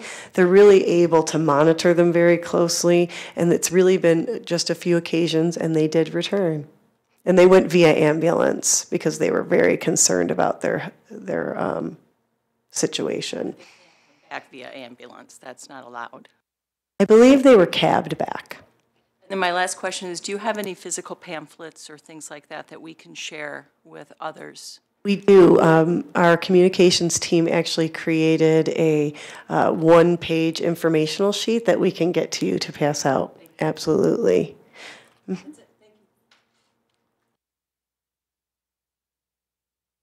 A really cool program. I'm glad to hear I'm sad to hear it's growing because of need. I'm glad to hear that it's there. So your 256 folks represent roughly 2/1000 of the Oakland County population. So is that reflective that we have that few number of people, or are there just not enough? Are there just many more cases, but people just don't know yet about the existence of this kind of program? I think, in my opinion, because at this point we don't necessarily know for sure, I think it's a combination of people really learning about the unit, and that's why we see the increase going as well. But if you look at statistics across the United States, really one of the reports that we see is roughly 10% of people only are seeking services for their substance use disorder, and there's far more than that. And that is a real issue among the United States. And what people have been able to pinpoint, which is truly, truly sad, is the fact that it's the stigma, that people still think that the disease of addiction is a matter of morals and choice versus the complex brain disease that it actually is, and has been proven countless times over.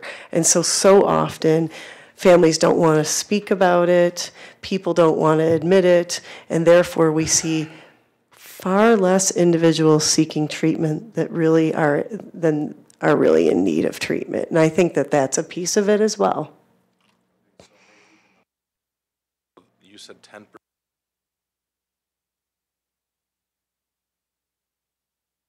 Of individuals with substance use disorders, only about 10% seek treatment as of right now. Not 10% of the whole population? No. Okay. Okay. So are there other you said in Michigan it's not licensed, and I know that we're like one of like 9 or 10 states that don't have a regulatory program. I do. Oh, well, the mic's on. Okay, there's like 9 or 10 states that don't have a licensed program. There are 9 or 10 states that don't seem to have a licensed program. So we're one of those. Are there other programs in Oakland County that are offering a social detox program that you guys are aware of? No, the only other programs we knew about were in Washtenaw, and one was in Flint. The one in Flint, unfortunately, had to close because of the water situation. They had an amazing program going where, and it was with one hospital as opposed to, we have about 11 hospitals with emergency rooms. We are working on that, where they would literally drive to the hospital every night and say, do you have anyone for us? Or the hospital would call. What we're doing or working on right now as a solution to that is the evidence-based program Project Assert. I've somewhat introduced it here in past SNT updates, but that is largely where you embed recovery coaches in emergency rooms. And so we are working on doing that as well. And that way, if someone comes in after an overdose, we're looking at trying to identify a real warm transfer. So the recovery coach begins that discussion with an individual about the importance of treatment, hopefully can help motivate them to want to seek treatment, and then facilitate transferring them over to common ground so they can get in treatment as fast as possible, especially those who have come in for an overdose. More questions. So the other is that you said you had to create your own protocols. And I wondered if, because there's all these other states with programs, good, bad, or otherwise, and then ours and some other states like us that don't, is there like a SAMHSA-based set of suggestions or guidelines? There really is not, but the research that we did came from a lot of the other states. And so really looking at the medical protocols and everything, that's where that research came from and where we developed ours as well. We also did it, the Washtenaw program is an excellent program as well. We went with Common Ground. We all went on a field trip to visit that program together and looked at what was involved in their success. So a lot of the things that we created were also very similar to that because they've been open for about 4 years and have done really, really well. My last question has to do with, right now, there's no state regulations, there's no state coverage under Medicaid. Do you think that there will be some regulatory, either by law or by DHHS, to regulate or license or guidelines, or then possibly drive it the way autism has, where there's Medicaid funding? So we're not carrying it under just the PA2. At this point, the answer has been no, that they're not looking to do that. This is something we've wanted to do for a long time and have done the research and budgeting for it, so it is allocated to be sustained through this. PA2 funding, should it come up, that would be excellent. If not, it's such a needed service, we believe it should continue. Now, what we're doing as a monitoring body is we've developed, just like we do with any other contractual requirements, a review tool where we will go out to ensure that they're following the protocols that have been developed by us and are contractually required. And actually, our first review to see how things are going is scheduled April 26th to really take a look at all the protocols and have they been followed, and kind of do our first look back so we can provide some technical assistance if needed. Although Megan is involved with them very, very heavily on a daily basis. I don't know if there's anything that you need, but okay. I just wondered, when it comes to residential treatment, what's the longest length of stay that a person can get it with residential? That is really based on clinical necessity. So if an individual, typical length of stay is about 28 to 30 days. However, if someone has continued needs, they can go on for long-term residential treatment services. If they no longer meet the need for that really stabilization or acute level of care, but let's say they have a lot of case management needs or housing needs, they can transfer to recovery housing or what we call domiciliary intensive outpatient, which is an outpatient-based level of care, but it also has housing attached to it, or even domiciliary outpatient. So even if you don't meet the clinical need for intensive outpatient, but you have housing issues or case management needs that are related to housing, we have that as well. If I understood you, you will be trying to track individuals who transfer into treatment to see ultimately what the result is and of their treatment and their success. Absolutely, because we want to look at things like, what is one of the barriers? Is it the fact that they have a significant housing issue? And so when that's not stable or significant case management needs are not stable, it's really hard for a person to focus on their treatment. So we can look at the whole person, where they are. Are they transferring in treatment? Are we seeing a higher rate of need for recovery housing or DIOP, DOP? All of that is really going to be helpful in determining where we want to move with this and how we can actually improve the treatment process for a person served.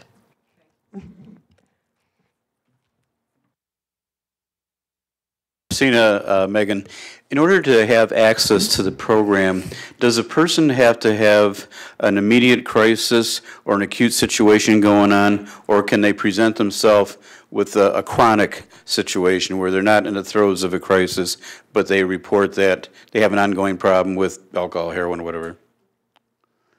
They are able to be in any stage of crisis, if you will.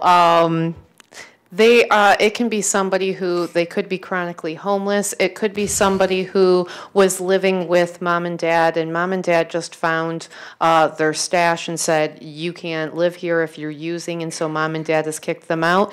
It can be somebody who lives with their husband and children and has finally made the decision, I am ready right this minute, and if I can get in right this minute, I'll go. So it is anybody who is looking for services immediately that we're able to service. Does anybody ever get refused service? Somebody is not refused service. When we evaluate someone, we use the ASAM criteria to determine someone's level of care. So on rare occasion, we might find that someone does not meet ASAM criteria for residential treatment, but we find that they meet criteria for DIOP, DOP, intensive outpatient. There is never a time where we have said to somebody, sorry, we are not able to assist you with any service. There are rare instances where we may say we're looking more at you being appropriate for long-term residential instead of short-term, or maybe we consider MAT services based on everything that's going on in prior treatment episodes. So we look at the whole big picture, but there's never a time where we say to anybody, I'm sorry, but we can't assist you with SUD services. Thank you. MAT being medication-assisted treatment. Are there any other questions? How long of a period are those demographics, the statistics? We had a very soft opening in August just to get the staff acclimated, but really it formally opened in October. So from about October until 2 weeks ago, about 2 weeks ago, maybe, 2 weeks ago. And the other question I had, I noticed you had a 10% decrease in funding. Am I reading that right? No, that was, when we go through the competitive bid process and potential providers bid for a service, we ask for a budget. And so originally, when Common Ground submitted their budget, they submitted a budget, and then we negotiated and agreed upon a $589,000 budget. What we were going to do with that model, and that was agreed upon, is it's based on 90% occupancy, and it's actually a per diem rate per person. Since it's taken a while, and I knew this would happen for the community to find out about it, for individuals to feel comfortable going, we've paid specific costs outright until it's the unit is full pretty much on a regular basis, which, as I said, we're seeing that uptick happening, and I knew it was a matter of time, but it's a brand new service. So no, that it's just based on projections. It looks like it's going to be about $532,000 for a year, as opposed to what we, when we did the analysis, we thought it may cost about $589,000. Clearing that up. And the last thing, I remember when I first joined the board, we were handed out small cards. They were wallet-sized cards with phone numbers of all the various organizations. So in answer to Mary's question, that may very well be helpful if those cards can get spread around, because I use it often. And Our communications team, when we came over, they started printing the help cards again, because it was something that we did at the health division, and they are still printed, and so we can certainly pass those out as well. Very helpful. Thank you very much for that sobering report. Thank you. Anyway, thank you very much. The next item on our agenda is the SNT updates. Kathy?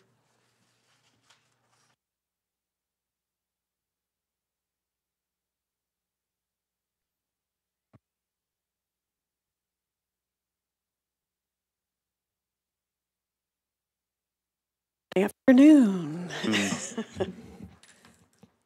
I am giving you a brief update today about the changes that we know are coming our way through the Diversion Council, and a shift in their focus in terms of where they are asking the various communities across the state to focus our efforts.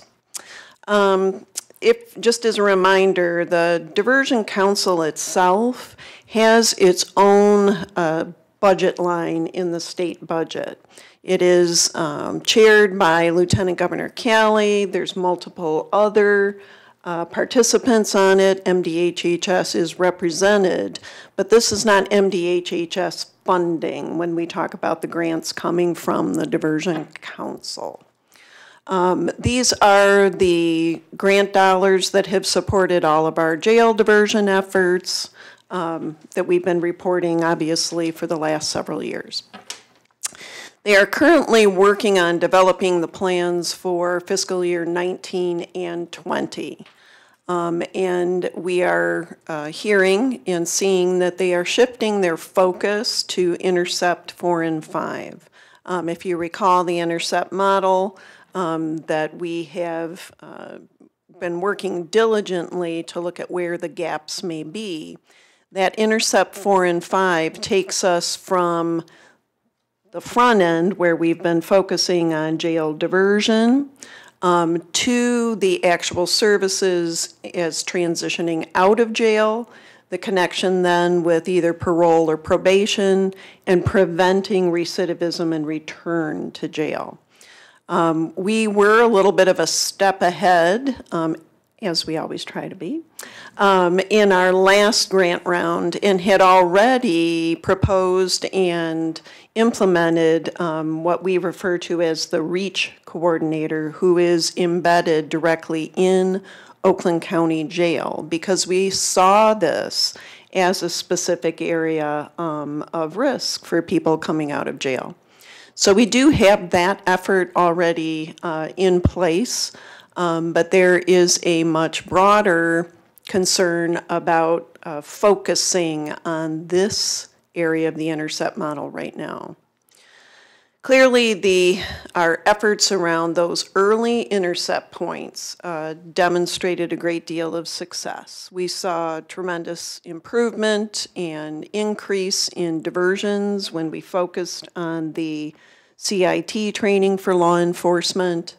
We've built and have been building a sustainability plan around the CIT training. The Sheriff's Department, other law enforcement entities are really participating in maintaining that.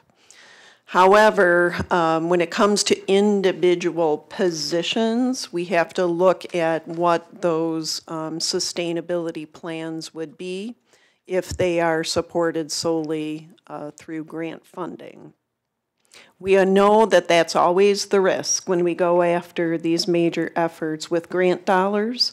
We aren't expecting anything that's a wholesale abandonment of any position, but we do have to really address how we're going to sustain those positions. The loss of a position doesn't necessarily mean that the individual is gone from the organization. They may shift to another role. And then what we are looking to do is how do we maintain and keep the effort going. There is a way certainly to share some of the responsibilities that fell among those positions. Many times a lot of that initial effort of getting embedded in another system, writing policy and protocol, getting the processes developed between positions can be backed off from after that initial part. So we've submitted our request. Currently, we're looking at a request for about $600,000 over 19 and 20 to expand our efforts. As we look at focusing on Intercept 4 and 5, the impact on the people that we do serve is that it really does have the opportunity to increase supports for people who are leaving jail. I won't click on it here, but I did want to make sure that I included for you the link to the SAMHSA document that was just distributed last year that really details what SAMHSA is looking at as best practice for the multiple systems, because it isn't just a mental health system effort when we're transitioning folks from jail and prison. So if you have interest, feel free to look at that. We certainly want to build our efforts around that best practice recommendation. We're also looking at training and increased collaboration with parole and probation. We've gotten pretty good at our training with law enforcement. We expect to keep those efforts ongoing. Trying to reach probation and parole is a little bit different. They're out in the community, their scheduling is different. What they are responsible for is really important for our system, and it hasn't necessarily been a great deal of sitting across the table from them. So we are really pleased to be able to expand to that other group out there. The only negative impact that we're noting with this shift in focus is that it results in fewer resources being available for juvenile diversion efforts. Now, that means from the Diversion Council. That doesn't mean that we aren't going to look elsewhere. So we are currently trying to look at some grant opportunities that go outside of our typical sources so that we can find additional funding for the juvenile efforts. I just came this afternoon from a meeting at the family court. There are multiple changes there. We can't walk away from what we're trying to do there. We have all new dance partners, it seems, over there. Bill Hamilton, who has come and presented with me before, has retired. Several of the judges and referees are changing, so we want to make sure that we stay firmly embedded in that process. We've just seen too much improvement in identifying those mental health needs and getting kids and families connected. So more to come on that. As far as measurements and outcomes, we do need to look at more reliable data for tracking contact with police, law enforcement, and return to jail. Right now, we're somewhat dependent on incident reports that are filed through our system when a case manager, support coordinator, group home staff become aware of an incident. We do know, however, that for many people who are living fairly independently in the community, there may be contact with law enforcement that they choose not to share with us. They're right to do so, but it does make it challenging for us to be able to measure whether we are doing the job we hope that our system is doing in preventing that contact. So we are looking at different types of data exchange systems that might allow us to have a better tracking system.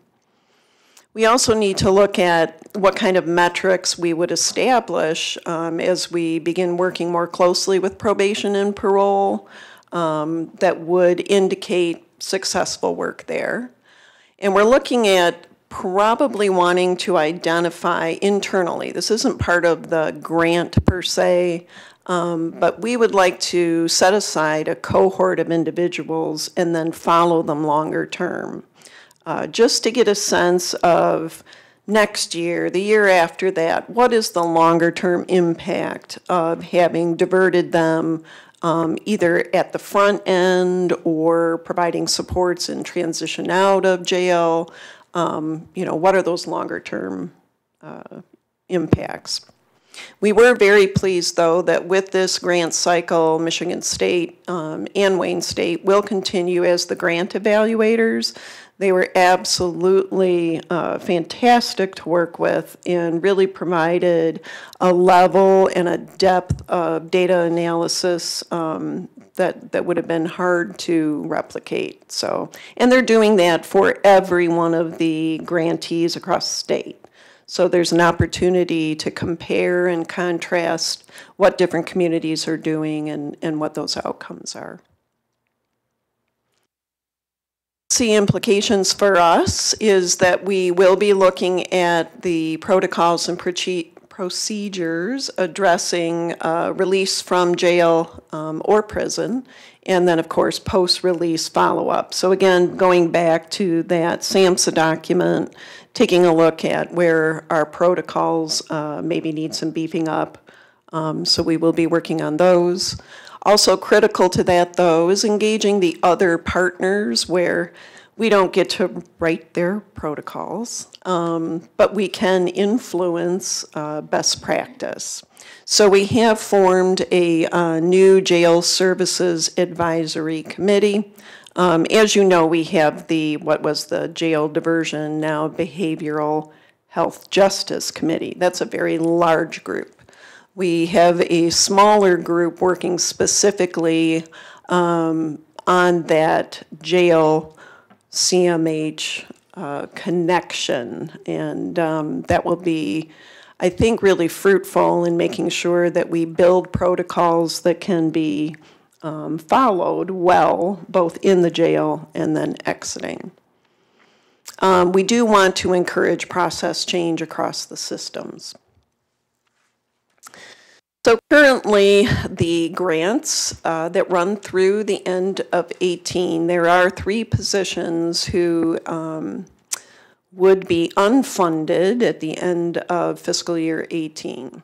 One is the Juvenile Diversion Coordinator, that is Lakeisha, who I think you would recall. She's presented before. She's been out on the road with Dan Holloway doing the training with law enforcement. Also really assisted us in updating a lot of our materials that we give to law enforcement to include those juvenile-specific referrals and key points. The next one is the REACH coordinator, who we do have embedded at Oakland County Jail. Again, though, because this funding cycle is looking at those Intercept 4 and 5, This is likely to be an area that they will continue to fund. The third is the Juvenile Screening Coordinator, which is our Maisie project. Megan Zaloni has been working over at the family court. So we will be reapplying for that funding, and we will have to wait and see what our response is. So we are doing the sustainability planning. We will certainly have to look at funding sources for a lot of these positions end up having to be funded, with non-Medicaid dollars. So they do take a specific review. There are some things, now like the screenings that are done in jail that are part of access. We can move that to an access function. But all of the other areas that are really focused on training, on community collaboration, on working with other systems, those are not Medicaid-funded activities. Do we have any questions? I had a question about the our veteran navigator. I know well, you're shaking your head, yes, so you're anticipating my question, or he has had a lot of experience in the community with jail diversion and working with veterans. So I guess from my perspective, I wanted to make sure that was in the loop. Okay. Yes, we were very excited to see that position come on board. We've encountered many times in our law enforcement training questions really specifically about working with veterans and families. So yes, we plan to work closely with Chaka. I think Mary asked about a card that was passed out, but I know Chaka McDonald also devised or created a card that was given out to the police departments at one point for veterans, and that was extremely valuable also, so maybe coordinating with him. Absolutely. I'm concerned about the juvenile jail diversion aspect. What are some of the potential sources of resources that could fill in the gap? It was so encouraging to hear the potential of that entire intercept model at that level, and it seemed like it had so much potential, and I'd hate to see a pin get stuck in that and let some of the air out, because if you're looking about recidivism, it would seem that the energy should also be to prevent entry. So I couldn't agree more. Right now, we're looking at national level funding, the National Juvenile Justice Council. There's multiple. If you look at it from the federal level, it really is a point of focus. So we're hoping to tap into some of those dollars. We're also going to be encouraging the county to look at tapping into child care fund dollars to co-fund some of the activity and support that's occurring, right in their system. Unfortunately, the way child care fund dollars have to be requested, we would have had to have that plan already in place, but it can give us a chance to look at funding for fiscal year 20. If we know that we can get some of that funding on board, we probably can argue for some bridge funding to get us to that. I'll stay hopeful, but I really do think that's an unusual decision. Especially right now, as we face, unfortunately, way too frequently, the concerns coming out of the schools and that age group. Mm-hmm. We'll try this. Okay. So you mentioned some of these items are grant funded already. And I know that there's always, because they're grants, they tend to be term limited unless we're the ones being the grantor, granting it to our own programs. So how many of these things need to be added into our regular budget to keep these folks, to provide these continued programs? And how do we, I mean, as a board, we usually approve the overall budget. We don't go down to the individual or line item. So how do we get these put in place with the budget?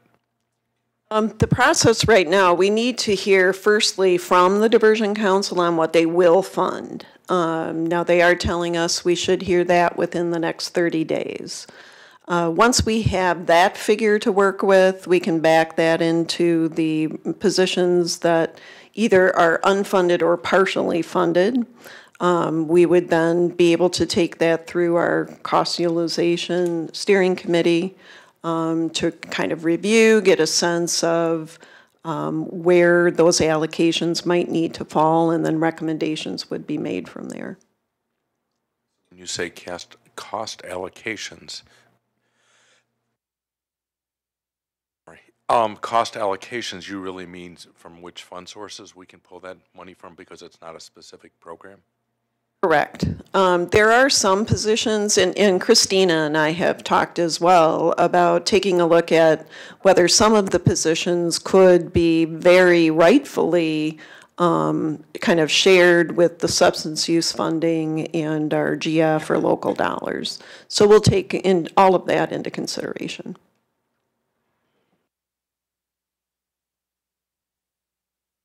Who is the Diversion Council? Who sits on that? And as I said, it is chaired by Lieutenant Governor Calley. I know that Judge Milt Mack, I believe, is on that council. There's probably 20 people. I can absolutely share with you the roster. I don't know it off the top of my head. Perhaps where we could send comments or concerns. Sure. If you Google the Michigan Diversion Council, and we can make sure that link gets out to the board. Great. Sure. Because I feel like something should be said. That's I was very surprised.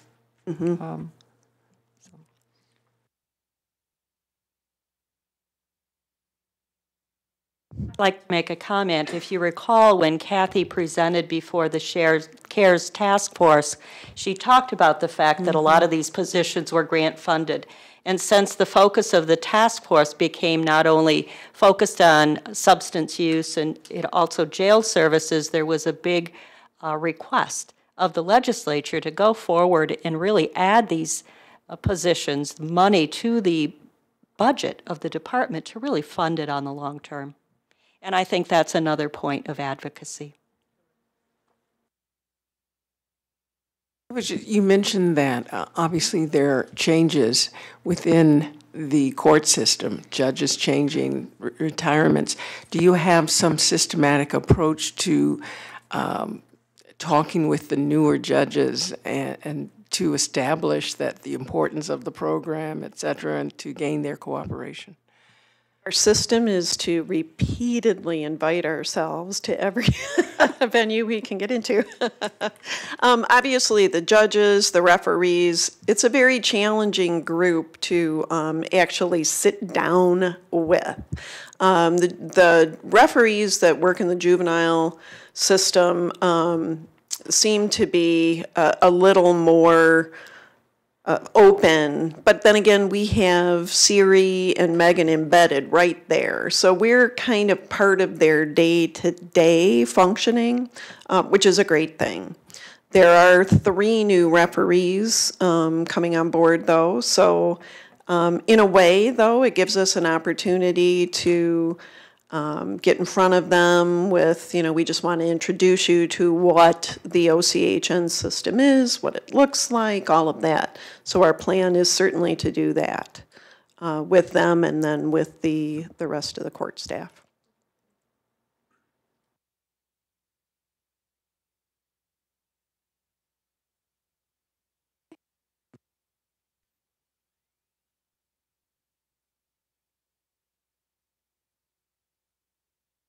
We all know that April is Autism Awareness Month, and Christina.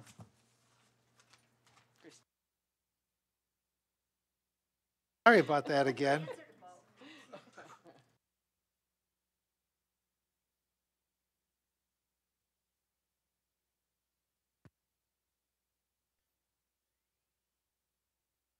Hello, everyone. As I mentioned last month when we were celebrating March as Developmental Disabilities Awareness Month, that our team really looks at all of these national observances as an opportunity to promote advocacy. So education begins with awareness, and awareness leads to engagement and activities that promote those important issues that impact the lives of the people we serve. This month is Autism Awareness Month. And again, it highlights many of the same issues that we talked about last month: independence, choice. And what we try to do is look at those activities that are suggested, and then we tailor them to what we've done in the previous month, what we'll be doing in upcoming months, and we choose at least 2 or 3 activities to engage the community and to engage our staff as well.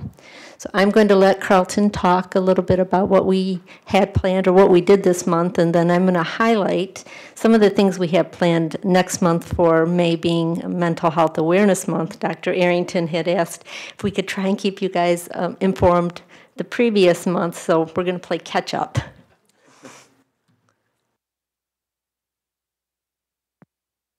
So as we know, there was a presidential congressional declaration around Autism Awareness Month. And so there's a number of activities that Christine already mentioned. So what we decided to do was make sure that we have enough things going on here locally. I mean, there's all types of national things happening, online events and activities, but we wanted to make sure that we are taking the lead on some local things and some of the things that we're doing right here in OCHN. So as always, we begin with these monthly observers by leading with a press release. So we send out a notification to the media about the upcoming month and about our planned objectives for the month. One of the things that we did to start off was Monday, April 2nd, was World Autism Day. And so there was a whole international campaign called Light It Up Blue for autism. So staff here at OCHN, we, as many staff that wanted to participate, wore blue. I think just about everybody wore blue that day here in this building and at the RCC. And it's really cool because it is an international campaign, so it's not just us, it's also other agencies, both human service agencies here locally and also corporations locally, but all around the world. So they do different things. Staff will wear blue. Also, they will also use blue light bulbs on the exterior of their building so that the building is lit up blue. So you'll see some national landmarks like the Empire State Building had blue lights that day, but it was just our way of being involved. So we actually had a picture that ran as a follow-up in the Oakland Press. And I'm sorry we didn't have that picture for you, but we had a picture that ran in the Oakland Press of our staff wearing blue on that day. Other objectives that we have. So one of the things that we've been talking about quite a bit was making sure that we had more autism information on our website. So we thought a good time to roll that out, of course, be Autism Month. So you'll find on our website now under Services and Information, there's an independent autism link, and there is a bunch of information there. So as you can see on your slide there, there's information about kind of defines autism spectrum disorder and applied behavioral analysis. I'm sorry, we use a lot of acronyms, and I'm trying not to use the acronyms, but ABA services is what we call them, but it's applied behavioral analysis. So it gives information about what those are, and we also have information such as what kind of signs to look for in children to see if maybe your child would be, or maybe you can have your child go and have an applied behavioral analysis. But we also have other information on supports, other general information about autism and about applied behavioral analysis. So our goal in that is to really make our website a place locally for people to go to learn about autism. So we'll be adding to that as we go forward. We just talked, Lindia Duramity, who is responsible for overseeing kind of the relationships with the ABA providers, we just talked about this morning adding some facts and statistics about autism there. So really building this out to be the place to go to find out not only about the services, but also to just find out more information about autism in general. We also have a list of all of the, I believe it's 14 right now, applied behavioral analysis providers that we contract with. So you can go right to our website, find out who those ABA providers are, link to their websites, and find out more information about them. What am I missing? I think that's about it. Oh, no, it's not it. As always, around these national observances, we also have a social media campaign that's going as well. So you've probably seen already, as I know many of you do follow OCHN on Facebook, you've seen some of those posts already, and those will be going on throughout the month. Again, about services, some things will link back to our website, but also just some general information, statistics and data about autism. I just want to mention in regard to the website, we do have analytics that we can look at on an annual basis or a monthly basis. So if we put a press release out, I can compare how many people clicked on our links the previous month as opposed to the month when we launched these different initiatives. Right now, we have about 600 to 800 people, depending what we're doing on a marketing or awareness campaign, who visit our website. About 100 people actually call our agency after visiting our website as well. And then I did want to mention about May being Mental Health Awareness Month. March is the kickoff, and then we just go full force until October. But May 2nd is Walk a Mile in Lansing. We usually have about 2,500 people. Our county is one of the lead organizers of the event. It's phenomenal if you have an opportunity to attend. And very interesting having Shaka here, and when you bring someone new on staff, he and I were talking about Walk a Mile, we were talking about Mental Health Awareness Month, and just having that conversation with him, I realized something in all these years we've been doing Mental Health Awareness Month that he pointed out suicide rates among vets increases significantly between Memorial Day and 4th of July. The celebrations, the fireworks, they can trigger different symptoms from having PTSD. So we are in very beginning stages of seeing if we can put something together the month of May to in recognition of May being Mental Health Awareness Month, but also have a veterans focus. Any questions? You guys may not be the right ones to ask, but since you said on the website you want to put on there who the providers are, if a parent went on there and saw somebody that provided the ABS services, would they have to go through Common Ground first, or can they contact the providers directly? I believe that anyone going through our system has to go through Access for non-emergency eligibility. I'm getting the nod yes from Jillian. Thank you. I know that Jack's Place and OU is pretty well known for their autism services. Do we have collaborations with them as well? Yes, we participate in OU Cares every year. Yes, and if you, one of the things that you will see on those autism web pages is we have a list of, although we don't hold a contract or anything with OU, we do list other external resources, so you'll see a link to OU Cares, and I believe there's a link to Jack's Place as well. Great, thank you. Mm-hmm. I apologize. I think I did not introduce you, and my mistake. I hope you accept my apology. That's fine. I just follow Christine wherever she goes. Christine, Carlton, thank you very much for your report. Thank you. And the next item on the agenda is a financial report.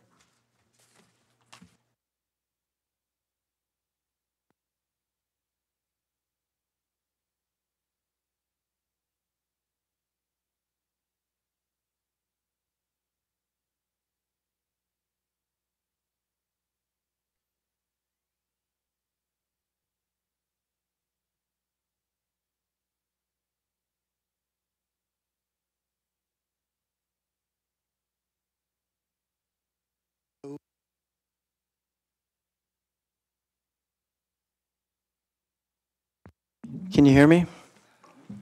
Okay. Well, thank you for the opportunity to present fiscal year 2017 end-of-year financial results. So just to give you a little bit of context, So these are the revenues and expenses from last year.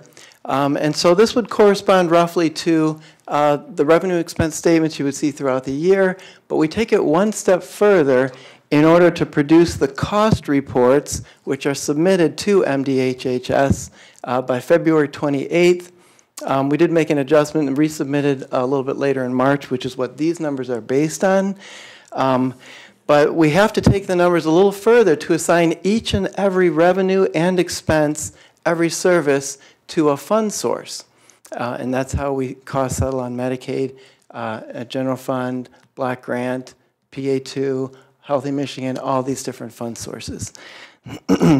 These are the numbers that were submitted to the auditors, and the auditors are currently reviewing. To date, we haven't heard of anything material, so that seems to be okay. So Anya, please jump in if I misstate anything. So the first slide is really, it's an overview. And I included this slide to give a rough picture of where does the funding, where do the expenses go? Where do they come from?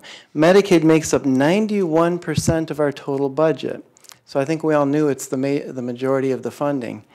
91%, that includes the specialty Medicaid, Healthy Michigan, and applied behavioral analysis, otherwise known as the autism funding.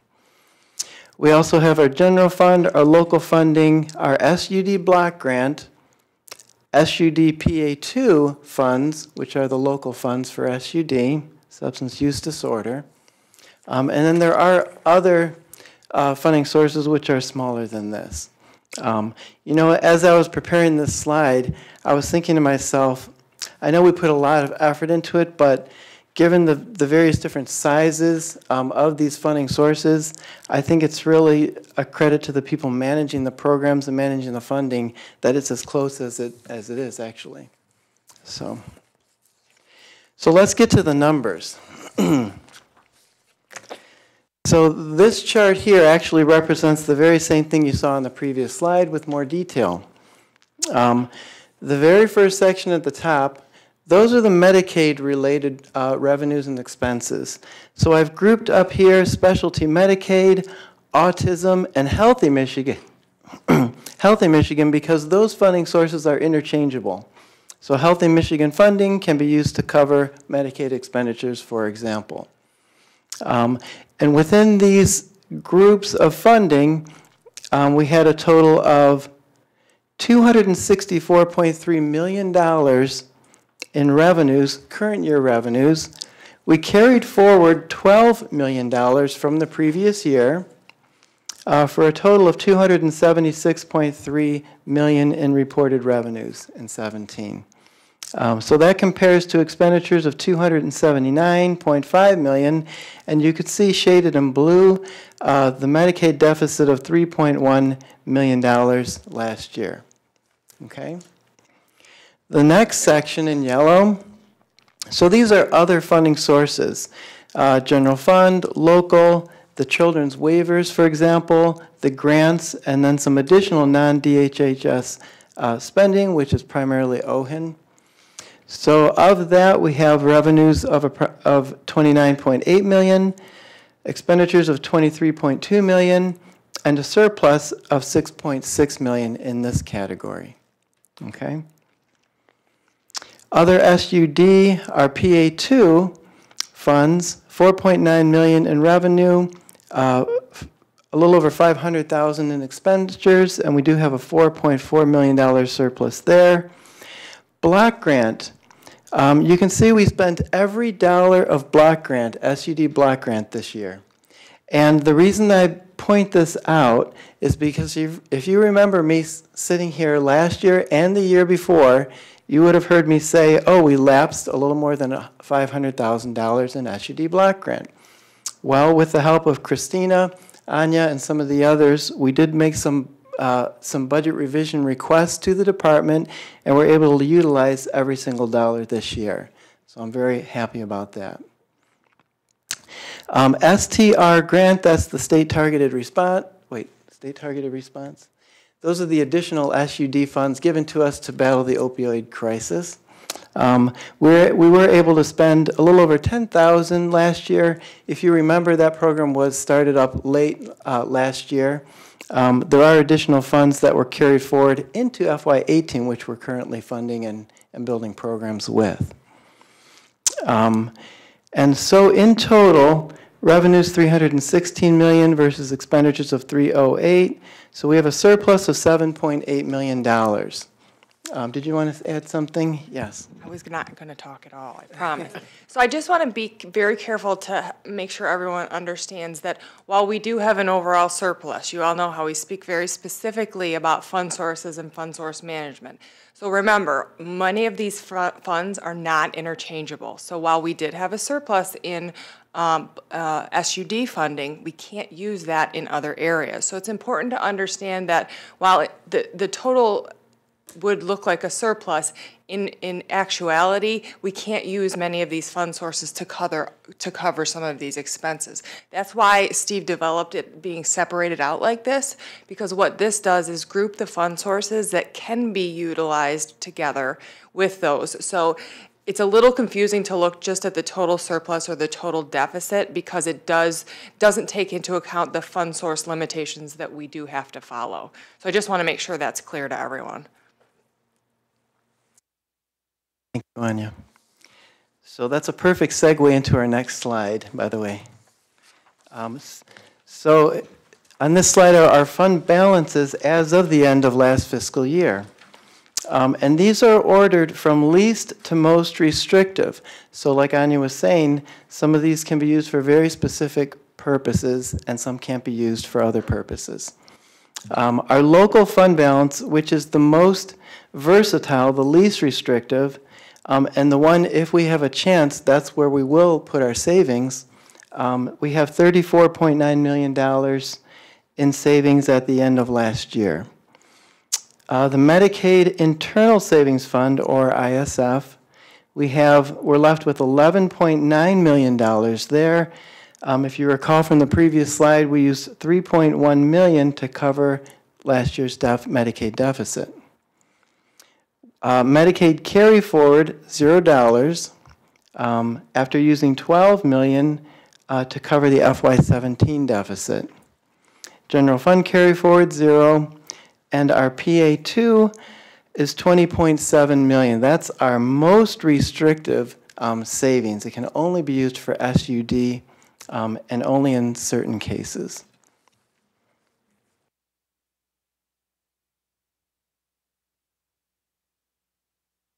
So let's get to the person served by population. And again, if you remember last year and the year before, I'm always excited about this slide because this is what we're really here for. MI adults, last year we served 12,682 individuals. That's actually down from 629 from the year before. If I were you, I might be asking myself, well, what's causing these increases and decreases? In large part, this is due to the GF spend down transition. If you remember, we recently had pretty significant general fund cuts a couple years ago, 2 or 3 years ago, and which left us unable to cover spend down deductibles. And unfortunately, some folks lost Medicaid coverage because of that.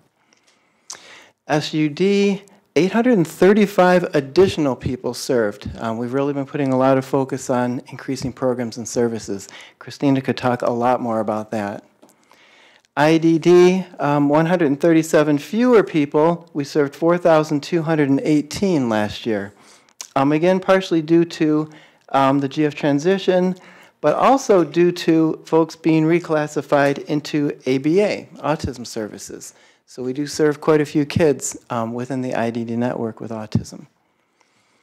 SED, these are the kids with serious emotional disturbances. 71 more kids. And these numbers are after some of the kids moved into the row called ABA. So we really are serving quite a few more kids last year than the year before. And then on the autism row, you can see we have 340 kids served last year. That's 111 more than the year before. That's a 48% increase, and it's still growing. We now have, I think, 13 or 14 providers in our autism network, and they're just ramping up. Before I get to the question slide, I did put together a couple comparisons of our actual expenditures to budget, because I think that's relevant here. And there's some things that I think are important to note. So with our last approved budget, which was our FY17 budget approved actually a year ago in April, that was our BA1, we had revenues of $316.1 million projected. Actual turned out to be $316.4 million. So it was very close. You know, we put a lot of attention into trying to project those as carefully as we can. Some things are outside of our control, but we really do try to make that accurate. On the expenditure side, we projected $308.6 million in expenditures, and actual turned out to be $308.6. So that was very close. But what I think is noteworthy, admin came in $1.8 million under budget, while services, the service lines IDD, MI adults, and SED came in $2.7 million over. So they were almost offsetting each other.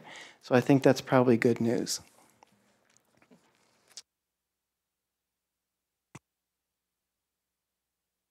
Are there any questions? Yes. 12 million out of this 91% bucket.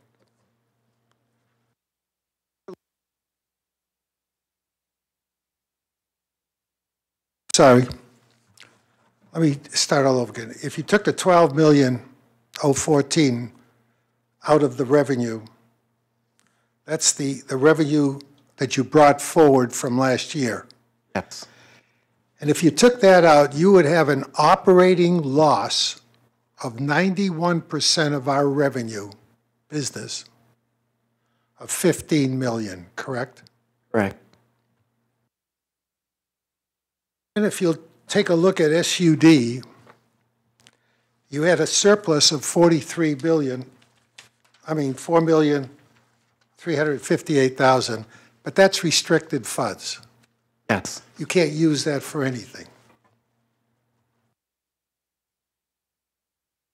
I would be more interested in looking at our balance sheet than looking at this sad report. When could we see a balance sheet? When the audit is done, you'll see a typical balance sheet, and we provide those every month with the financial statements. However, this, for the majority of the public, understanding the limitations of fund sources has been an easier way for us to describe it. But you will get the standard balance sheet for the full year when the audit is complete. I have to tell you, I'm not surprised at the number. Jonathan? Sure, thank you. So it sounds good that we pretty much lined up on a whole, in summary, at our budget. Money's in, money's out. How did we do on the Medicaid portions? Do you know? Well, there was a big shift toward Medicaid away from uninsured. Unfortunately, we did make some transitions there. And a big shift more toward Healthy Michigan again. So if you were to line this one up against the BA1, which it looks like you have done, you will see that we came out unfavorable compared to the Medicaid and Healthy Michigan portion of the budget, and more favorable on the other mental health and other SUD portions of the budget.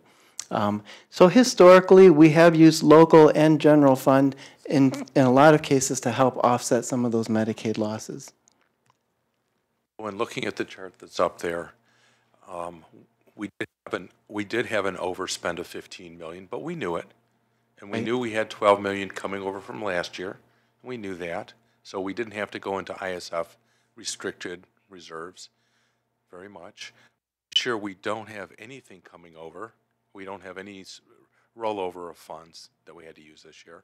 So if we have to spend another 12 million, in addition to what we want this year, and I don't remember, I don't have the budget in front of me, that's got to come from our reserves or from our unrestricted, the second yellow bucket, right? The 6 million that's sitting there. Correct. Okay. So how are we doing that? What's our strategy and tactics for that? Well, what this does is try to help tie together for you the understanding of why we've been making a lot of the changes we have. So when we talk about implementing outcome-based service models, consistency in rates, and bringing in delegated functions, all of those things are kind of wrapped around our way to handle some of this in doing that without affecting services. So those are our ways to still keep the outcomes for people served, but also create efficiencies that will offset the loss in revenue that we've been seeing. Does that help answer your question? Sort of. It sounds like, it's not that we want people to we don't want providers to do more for less. We want them to do differently for less? Yes, basically. We're paying for outcomes, and we're paying for specific things that will make sure to get the outcomes that we're looking for, which in the long run will reduce costs, if that makes sense. The other thing we're doing is making sure that rates are consistent across providers unless there's a logical reason for them not to be, which has not historically been the case.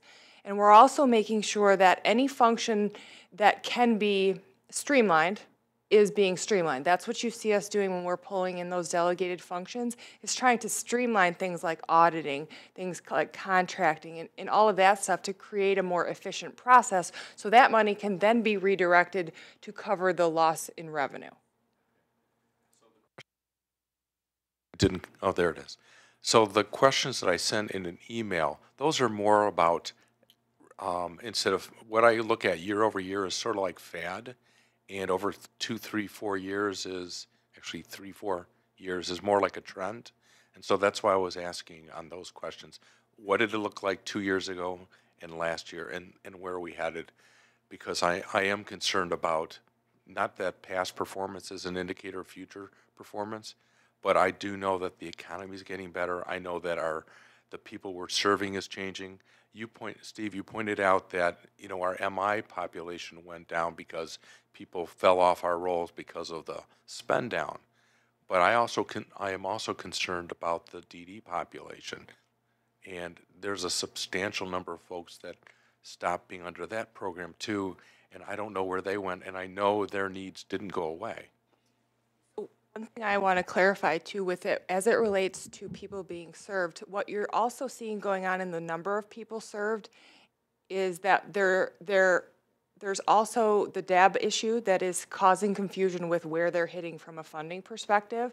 So we have people who would have never historically hit Healthy Michigan, who are now sitting in Healthy Michigan just because of some of those eligibility issues that we're trying to address with the department.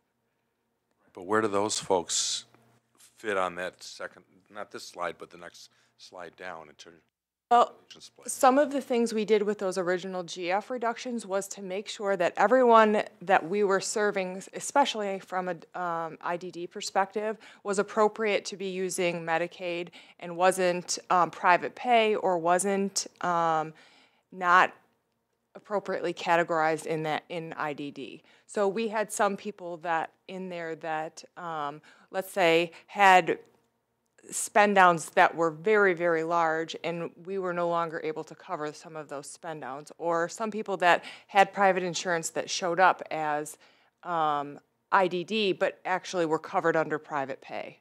So part of this was the GF transition that lingered on into 17 that did have some of those numbers coming down.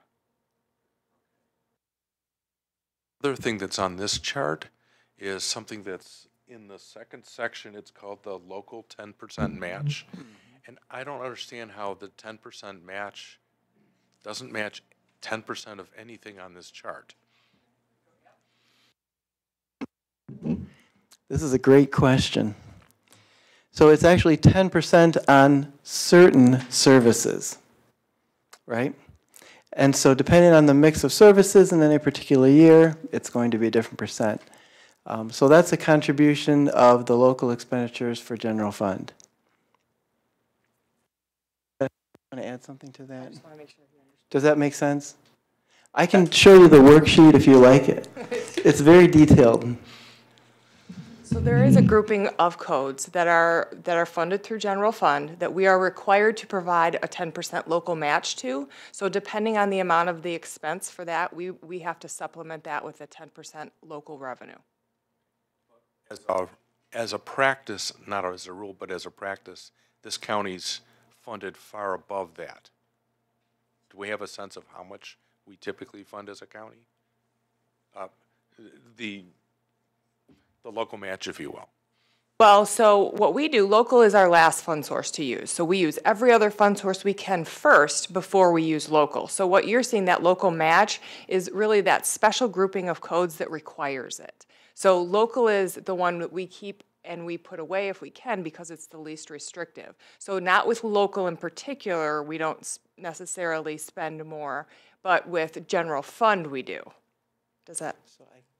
Oh, that doesn't, okay, so my question is, and Steve I think has got it, is I was curious how much, what percentage does the county actually, or local funds, contribute to our revenue over our other sources? Because it is more than that subset of the Medicaid.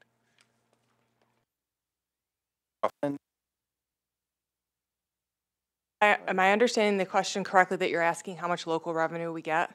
So local revenue is roughly 13 million up there, but that's actually more than the county provides. The county provides, I believe it's $9.6 million a year to us as their contribution, and that was agreed to when we separated from the county years ago and has not changed since then. Where does the other 3 million come from? The other money typically is other fund sources that are that level of restriction, so income from investments, things like that. Anything that is considered local money, so it doesn't have the same restrictions as other fund sources.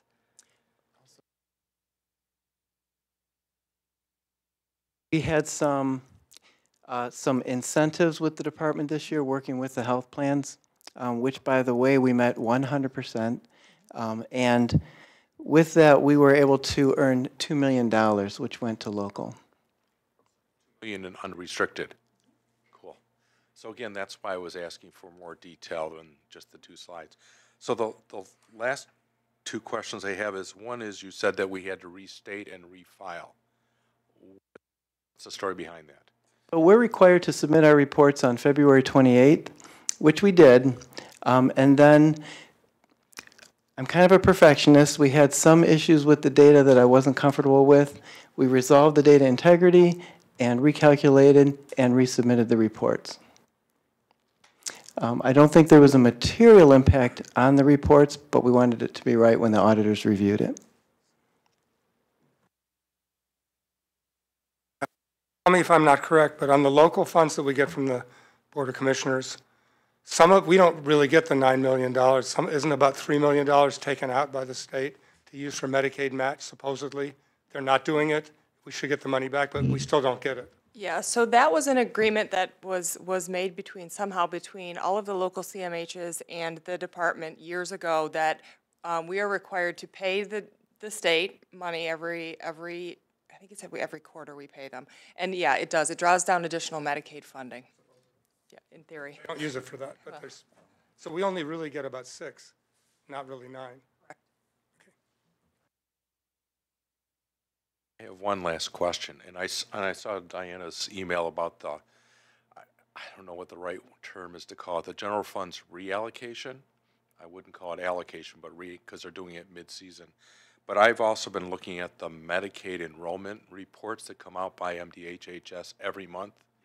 And so in our county, in the past year over year, we've dropped by 3,671 folks. This is not the people we serve. This is what drives our revenue money coming in. So that's roughly 5% of the population that was on Medicaid last year is not on Medicaid this year. So we're getting that much less, and it's a significantly bigger amount. It's a significantly bigger amount than Macomb's reduction or Detroit Wayne's.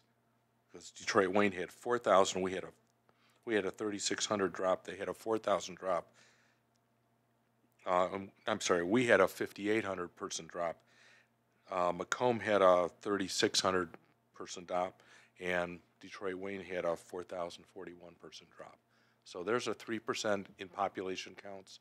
Ours is 5% in population counts. So no matter what the DAB and TANF programs are, and those are dramatic, just the number of people in this county that are on regular Medicaid that drives our own revenues is significantly down. That's exactly correct, and that's one of the unfortunate things about being funded based on eligibles, not based on the number of people actually served, is because as the economy does get better, less people are on Medicaid. However, for us, that doesn't really change in the same correlation to the number of people being served. And the department, the way they fund us. That's what, when I saw the reduction of the two populations, DD and MI.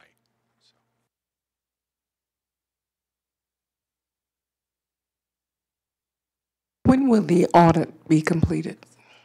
I believe the audit should be wrapped up within the next month or so. They're doing some provider testing now. They're done with their field work here. And then as soon as they wrap up that provider testing, we'll have one last meeting and then we'll be able to present the audit to you. I think typically we present it to you in May. And that's just because we've done some shifting around so that they do most of their work after these reports are done, because otherwise they just end up redoing their work. So that was a shift we made a couple of years ago, which pushes it back one more month than what you historically would get it at. So I'm hoping we'll have it by May.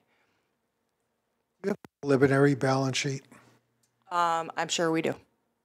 I don't have it with me, but if you'd like to see it, we can provide it. I would. It won't be audited, though, because it's not officially done yet. Because it's called a preliminary, unaudited. We start the year off with 0 carry forwards, correct? So if all the stars line up for next year, reduction of 19%. And 19% in where? Funding from the state. I mean, am I right on that number? I'm not sure yet. We haven't seen the final rates yet, so I'm not sure what the rates will be for next fiscal year yet. So even if we don't get that 19%, if we do what we've been doing this year, we lose another 15 million, correct? Fiscal year 19? Yeah. No, that is not our intention. I know it's not our intention, I understand that, but if, I wish I had pushed hard for what do we look like a year from now, 2 years from now, 3 years from now? That would have answered a lot of questions for this organization. Right. I understand where you're coming from, and a lot of the changes we're making currently take some time to implement, and that's without reducing services. That's what we're doing right now, is implementing service models that are outcome-based to make sure people are still getting served appropriately with good outcomes, but adjusting to make things more efficient, more streamlined, and things like that. So that just takes time to implement in this type of system. It's not as easy as just turning things off because we don't want people to go without. So our way of doing that is implementing outcomes-based contracting, creating consistency in rates, and centralizing delegated functions so we can live within our means. That is our intent. It just takes time to do that, which is why we are allowed to have Medicaid reserves to begin with, is because we have to balance this, and we have to be able to weather some of this until the rates can catch up, which they will do through the actuarial soundness process.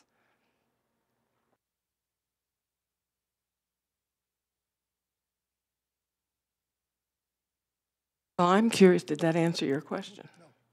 No. I'll find a different way to answer the question, and we don't have the time to really drill down on this today. So what I'm going to ask is that we resume to have business ops meetings in the future, starting as soon as possible, so that we can spend more time asking financial questions and being able to give you an opportunity, staff an opportunity to research for some of the answers.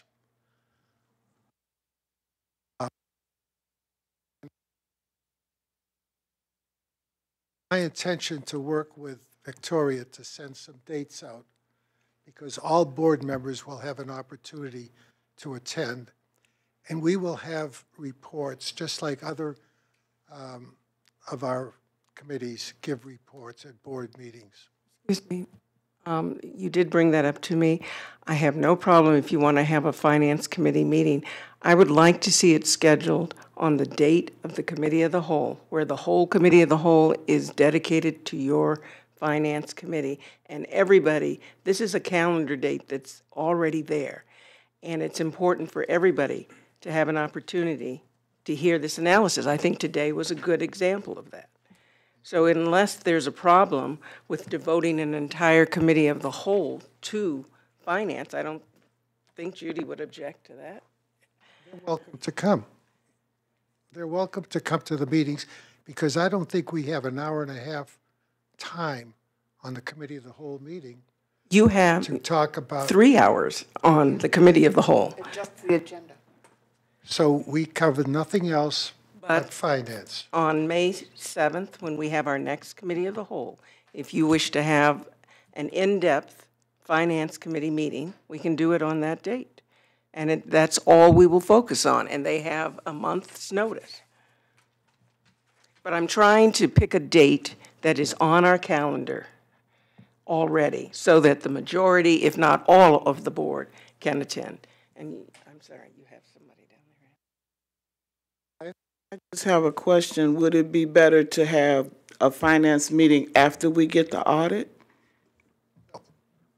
I think we are so far behind on serious concerns that we ought to start effective ASAP.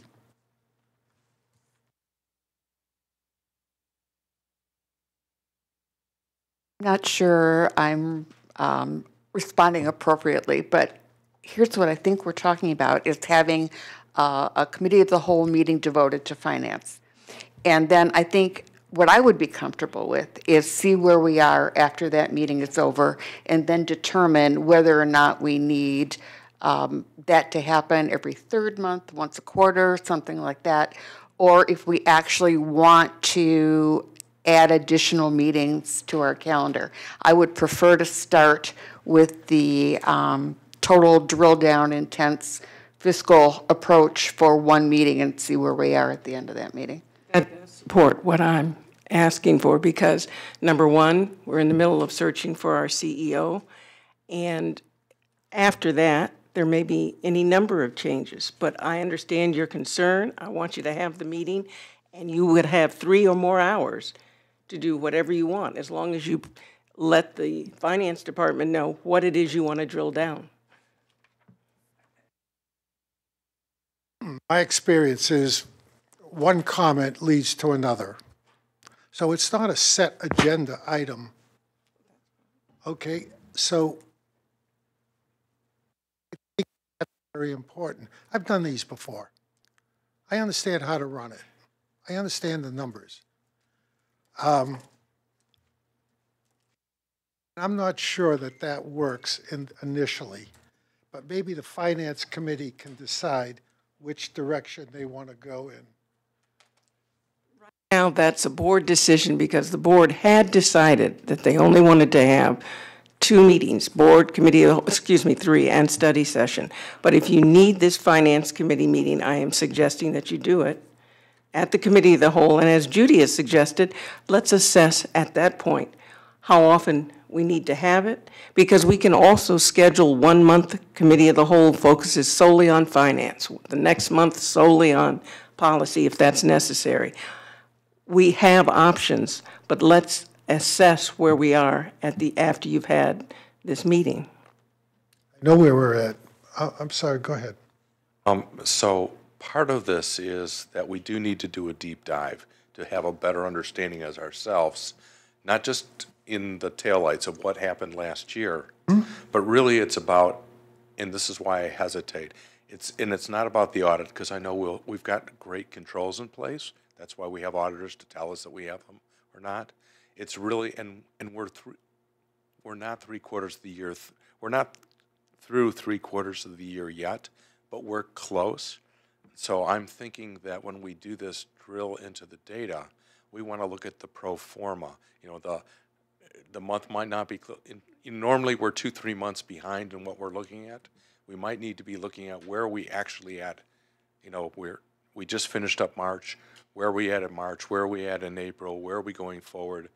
Because we want to make sure that we're going to end up not with a $15 million shortfall for this coming year, but that unless we anticipated that and we pull out of reserves, but we want to get to that point of where we understand where we are, how we're going to do it, how we're going to finish off this year. So it's no surprise when we get to the financials at the end of October that we ended up where we are because we anticipated the impact of the GF reallocation. We anticipated the cost of the building, operations, et cetera. So I'm wondering if that's doable, even though we normally in our board meetings, you know, look at and approve the budget and the actual financials backdated to 2 months, that for the committee of the whole, we actually look at near real time. If you give us the specifics of what you're looking for, we can provide anything you'd like. Hearing what Betty has said, what Judy said, and what Jonathan has said, I think that it's a perfect time for us, Committee of the Whole devoted to finance, which is our financial committee meeting, in essence. You don't have to give it the name, but you can drill down as much as you want. All they're asking is that you put forward your questions so that staff has an opportunity to prepare to answer. The drilling down can be done at that meeting, and it's already on our calendar. So I think it's a perfect solution to your concerns. And as a finance committee we would member, go into study session if need be to do a deeper on the calendar. We're using up dollars. Believe it or not, we are using up dollars. And there are some serious concerns that we should have as a whole. We're doing things that are eating up dollars. And you know who's suffering the most? The people we serve. We're shifting dollars around.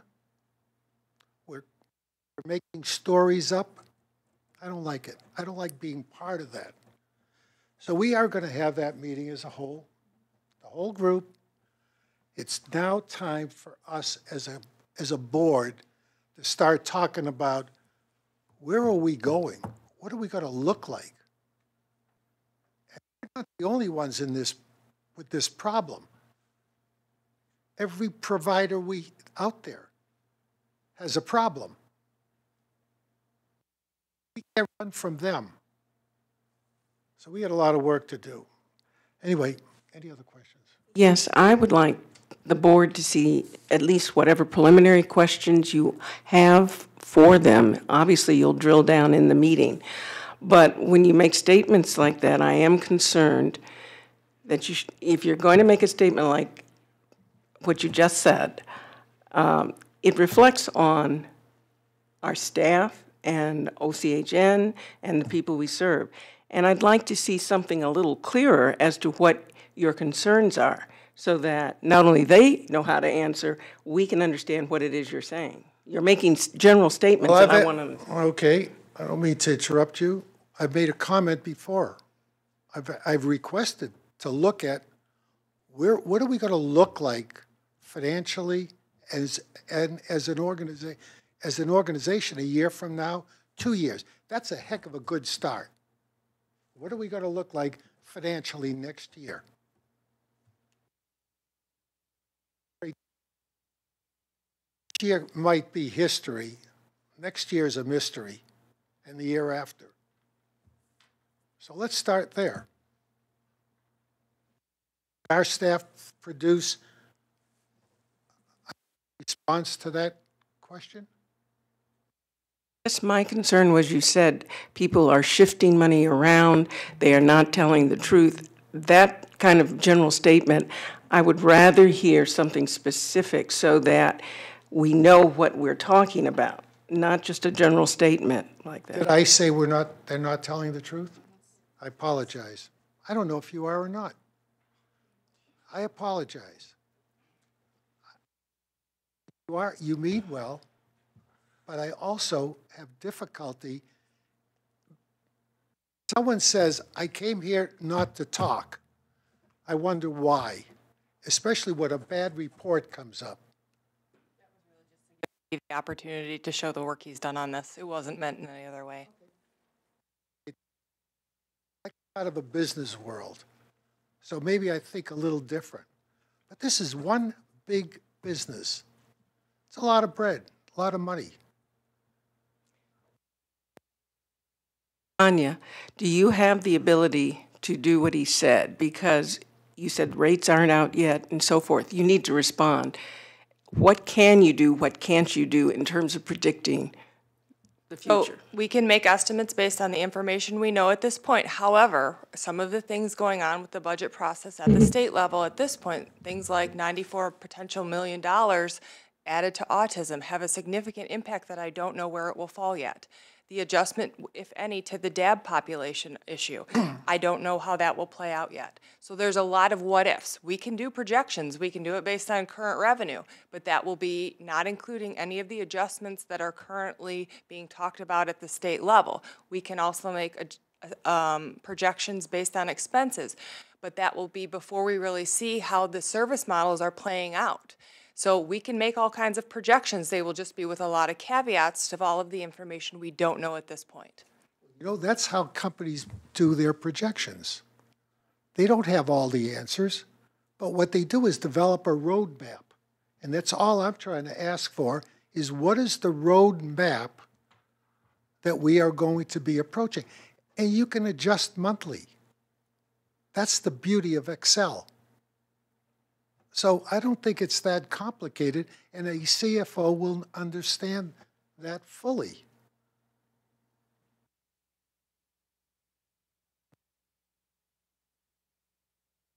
So we have talked about coming back to the next cow of next month, and what we will do as staff is to hear what you have said and bring back what we think the information is in the best way to be able to address those. And I appreciate that. I saw your email. And I appreciate that, and there's nothing wrong with that, okay? And there's a great example of you just can't devote 20 minutes to a financial meeting every single month and call it a day. This is what we look like as a result of doing that. You're thriving at the bit. Okay, so I think the board overall has spoken. I think that we're going to have more time to drill down into the financials and the operational side, which is what I think is needed. I think that's what you think is needed as well. I think a lot of the board members feel that way in addition to the policy topics we've had. And we'll do that, and it'll have the same amount of weight. You and I will get together to come up with some of the suggestions or questions or what areas of risk that we hope you can do the modeling on, you know, for, you know, the risk mitigation perspectives of if this comes in, this is how it's going to lower, and if this comes in, it's going to lower. If this comes in, it's going to raise, you know, whatever it is, okay? So we'll put some things together. We'll pass it by the board. We'll pass it by Diana and Anya, and I think... I'm very interested in hearing what our board has to say. They're partners of mine in this endeavor, and I am their partner too. We're all partners in this. So I am very interested in being able to get some of the questions that the board members would like to ask, but maybe don't understand how to phrase it. And that's okay. That's the beauty of a diversified board.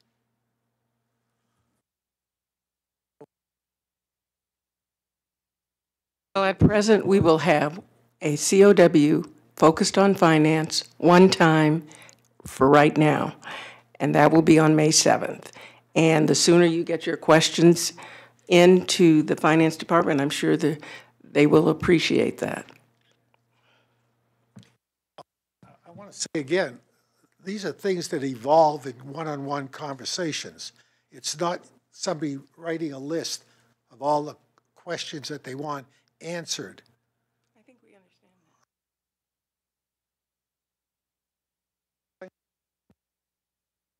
So is there any other topics that we have to discuss? On the, I'm sorry, I didn't see it. Go It ahead. was okay. I was just Go asking ahead. for the practicality of questions, where they should be directed to. How do we, as board members? Actually, I'd like to address that. Questions really should go to our CEO, who is, and in this case, our interim CEO, who is our employee. And they should not be going to staff without her knowledge.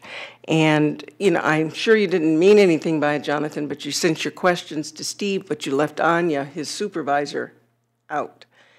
I think, Diana, you did get them, correct? I did. So we're just trying to establish a protocol, and we have one employee as of right now. Whether we change that in the future, that's another issue. And that's where questions should be directed, and she will make sure that they are distributed appropriately. I mean, I thought that originally I had sent it to the regular distribution, which I thought you were on. I don't know if you were, but I hoped. But as a habit, when I've done that in the past, I've also clued in everyone. I assumed just it so was an oversight, Yeah. but Anya is his supervisor, and she didn't know. So, I mean, he told her, but she wasn't included. No problem. Okay. This would be a good time to have public comment. Thank you very much for your report. Thank you so much. Yeah.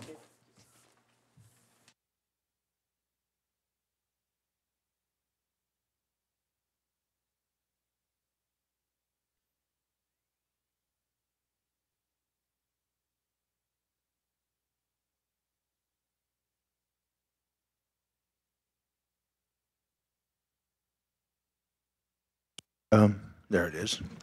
Robert White, I don't think I need to. So I'm listening to this discussion, and I'll give you an advocate's perspective, if you would take it.